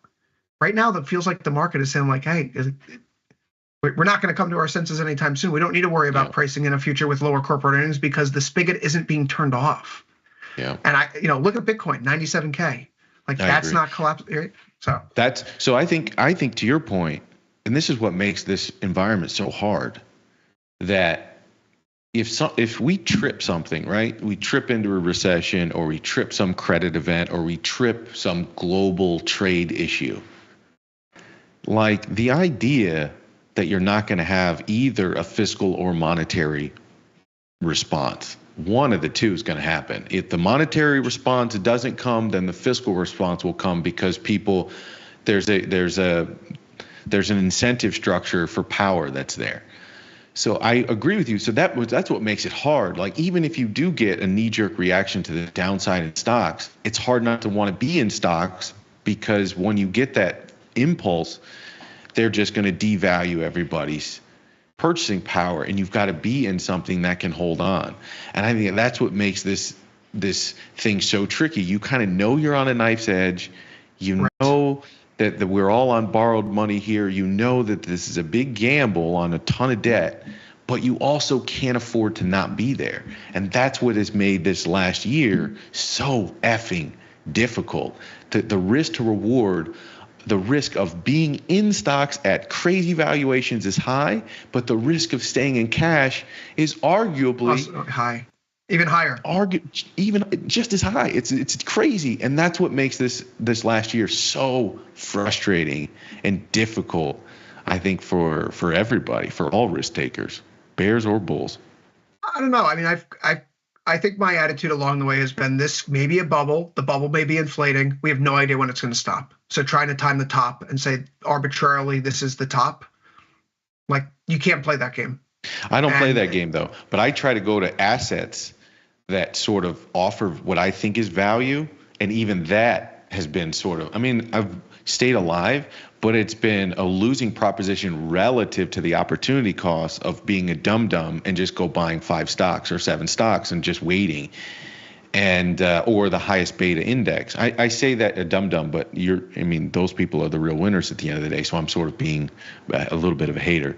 But the point is, even the go find value and wait for the money rotation, none of that shit's working. It's like one play, and it's been that play for 12 straight months, Chris. And that's sort of the frustrating thing for people like me who don't play the binary, trying to call the top whatever. But the money rotation game is not there either. No, and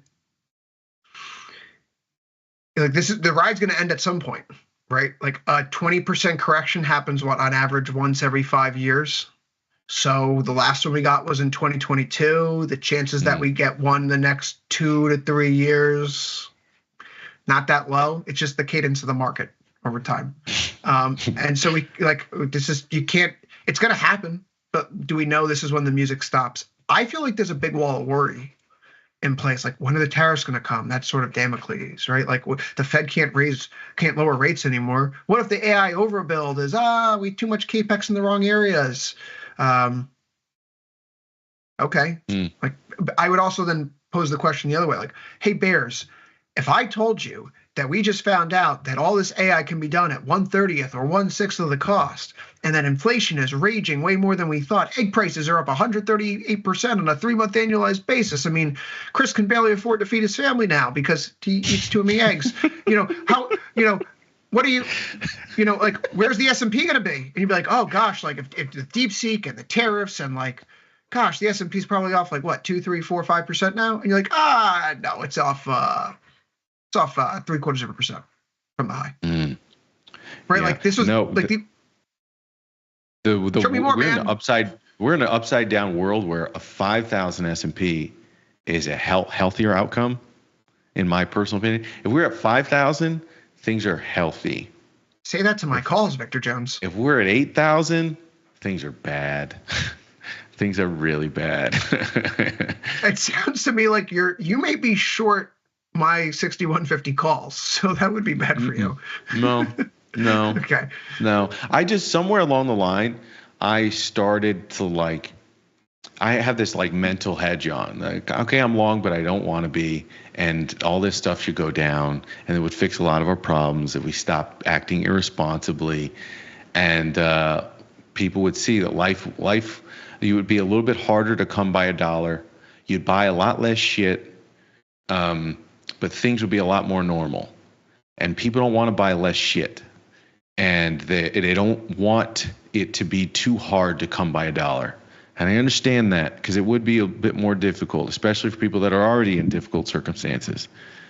But it wouldn't be fucking crazy when you looked outside, Chris. That's my point. And so I'm like, okay, this is the way I'm like, I'll play the game. Oh, it went up today. Okay, I made some money. Great. It's still crazy outside, isn't it? Yes. Okay. That's how I think. My sweet summer child. You're the best. All right, man. Here's my thing. I've been aggressively neutral on crude oil, and I don't want to be. So give me an opinion. I need a smart person to tell me what to think. I've been frustratingly disengaged in crude oil. I'm aggressively neutral. You're frustratingly disengaged. All right. Right. So here's the thing. Like, going into the holidays, I had my whole spiel with you. Look, my daughter's out of school. Do I really want to sit around and trade while she's out of school and I'm paying someone to babysit her? No, because if I lose money trading that day and I just paid someone to watch my kid, I'm going to be doubly pissed. So you got negative carry on that. Sure. Negative carry on that, right? So let's just lob off that scenario. Let's assume I'm an idiot so that I'm going to lose money on every single day trading. And so the downside is almost guaranteed. I should just not trade. Like, one of the ideas I had in December was, if we looked at crude, it was coiling, and vol was really, really cheap. Something like a reverse iron fly would have been an appropriate way to express that view. And sure enough, if that's what people did coming into the start of the year, it worked out brilliantly. Now it feels like we're kind of back in that area where I saw the IVRs today in crude in negative territory while we're sitting right near $71 a barrel. In an ideal world, the IVR would be like 70 or 80 right now. We could slap on a short iron condor and go fishing for a few weeks. But that's not what we're dealing with. I need something more right now. I'm of the mindset that if we do see an end to the Russian war in Ukraine, then there's a lot of oil that has to be purchased at market price. So that probably helps boost oil in the short term. As Westward was pointing out today, crack spreads for refiners have started to bump up in value too. So that should put a near-term price floor underneath oil. But then again, if Trump gets his drill baby drill promise, even though we're basically at production capacity right now, and there was a really interesting report in either Reuters or the Wall Street Journal about how the feedback the Trump administration's received from the energy sector has been like, we're not building new wells anytime soon. Let's just set that aside. If they do get the tax credits or incentives they need to bring more supply into the market, you're looking at a world where, outside of isolated geopolitical risk, there's probably a ceiling on oil prices in the short term. So I just don't know if the juice is worth the squeeze, I guess, is my problem. Is it really worth putting on a short iron condor trade where I respect the 52-week range high-low, or at least the 6-month high-low range, and lay out $5 to make one when I could do something and have more upside elsewhere. Yeah. Let me ask this a different way. So if one of the reasons to sort of be long right now is don't fight the Fed, maybe, or just sometimes the saying is don't fight the Fed. If the U.S. administration seemingly wants lower energy prices, is that a decent reason to play that direction? That if oil gets up towards its upper part of the range, let's say near 80, that the U.S. administration clearly doesn't want higher gas prices that would be politically difficult to stomach. They don't want higher inflation or higher prices. And so the U.S. administration clearly has a mandate from their voting base. And part of their point of view has been like, the 3-3-3 strategy from Besant. I don't think they're going to get the 3 in the crude oil world, but whatever. Do you think it makes sense on the upper end of the range to bet with the U.S. administration, which is at lower energy prices? Would you use that as a crutch, or would you just say that's something to note but throw that away? You can't use that to be actionable. No, I mean, look, obviously everyone wants lower energy prices. That would be fantastic if our heating bills were cut in half. But the reality is you need to have some supply that comes into the market in order to substantiate that, or a reduction in demand, quite frankly. They talk about the way that they want to lower yields on the long end of the curve is by reducing aggregate demand and bringing more energy supply into the market, because if you have more energy supply, lower oil prices, lower inflation expectations, that's all well and good. But how are you going to get there? What are you going to do to get those energy companies to make those kind of capital investments? And, Vic, there was maybe it was on Jones and Friends years ago, but we talked about one of the reasons why I had like a longer term bullish view on oil, despite being a believer in climate change, is that we don't have the infrastructure to make a transition. We don't have the nuclear energy that we need. We're finally getting there, which is actually really remarkable to see that the zeitgeist is shifting in this direction, something that I'm in favor of long term. But the reality is that we don't have any stepping stone infrastructure to a green future. And so as the economies continue to grow, as populations continue to boom, these energy companies are in a great position to continue printing money. But here is the situation. America is not a country where it's like 55-45 one way or the other. This is a country where basically every election at the top line level has been decided within a few percentage points, right? 51-49, 52-48. But whenever that party that just wasn't in power comes to power, they act like they have a 70 or 80% majority. But private companies understand that's not reality. They understand the reality is that it's more of a 51-49 country. So Trump and the Republicans could be saying all these things right now, but the reality is that if a Democrat comes back into the White House, they may turn around and say, we're going to change the rules on climate change and emissions and yada, yada, yada, that renders null and void any of these capital expenditures. And oil executives are on record saying this, that they don't really see an incentive to make the type of capital expenditure investments they would like to, because they're worried about that political instability and regime uncertainty down the line. Better to hold the ground than throwing away shareholder funds after what was that overinvestment period of the mid-2010s, where there was way too much overbuild, and the shale revolution happens, and oil prices are crushed, and all these oil companies go through a horrible situation for a few years. They've learned a lot from that. They're not going to make that mistake again. So, we have a situation right now where we want more energy supply. Is it going to be fossil fuel? There's too much volatility in political futures, regardless of who's currently in the White House, because this country is flip-flopping back and forth every few years. So again, the answer is nuclear. We need nuclear. We need something else to fill the gap. It's not going to be wind turbines. It's a mix of all the renewables, but the missing puzzle piece right now is robust nuclear. Amen. The only question is, whose backyard, mine or yours? I am pissed off they shut down the nuclear plant in my backyard, okay? They did. They just shut down Yeah. Indian Point 2 years ago, and now our coal and natural gas emissions are up, and pollution I per know. capita in New York State is I up. It's saw like, that. so you shut I this down saw for that. climate? Who was behind shutting down that nuclear plant? What Westchester resident, Victor Jones, who's now the Health and Human Services Secretary, led the cause to shut down Indian Power Point? RFK Jr. I'm gonna guess RFK. God damn. Makes me so mad. He should have been our 47th president. Chris Vecchio, it's 6:00 p.m. on the dot. 6:00 p.m. on the dot, my friend, which means your time is up. I want to be respectful of your time this week since I blew past the time limits the other week. If the people want more from you, and they should, tell them where they can go. Unfortunately, your fans didn't get to see chest hair, but most of your appearances on the network do feature a deep V, sometimes a double V, as they call it. We've done the testing. Our audience, mostly middle-aged men, seem to enjoy that, so I'll continue to wear the low-cut shirts. It's at CVecchioFX on Twitter, X. Of course, Futures Power Hour, Monday through Friday, 1 p.m. Eastern. Overtime, 4 p.m. Eastern, Monday through Thursday. Let Me Explain, Tuesdays, 9:40 a.m. And then, of course, here with you, Vic Jones, Wednesdays, 6 p.m. Eastern.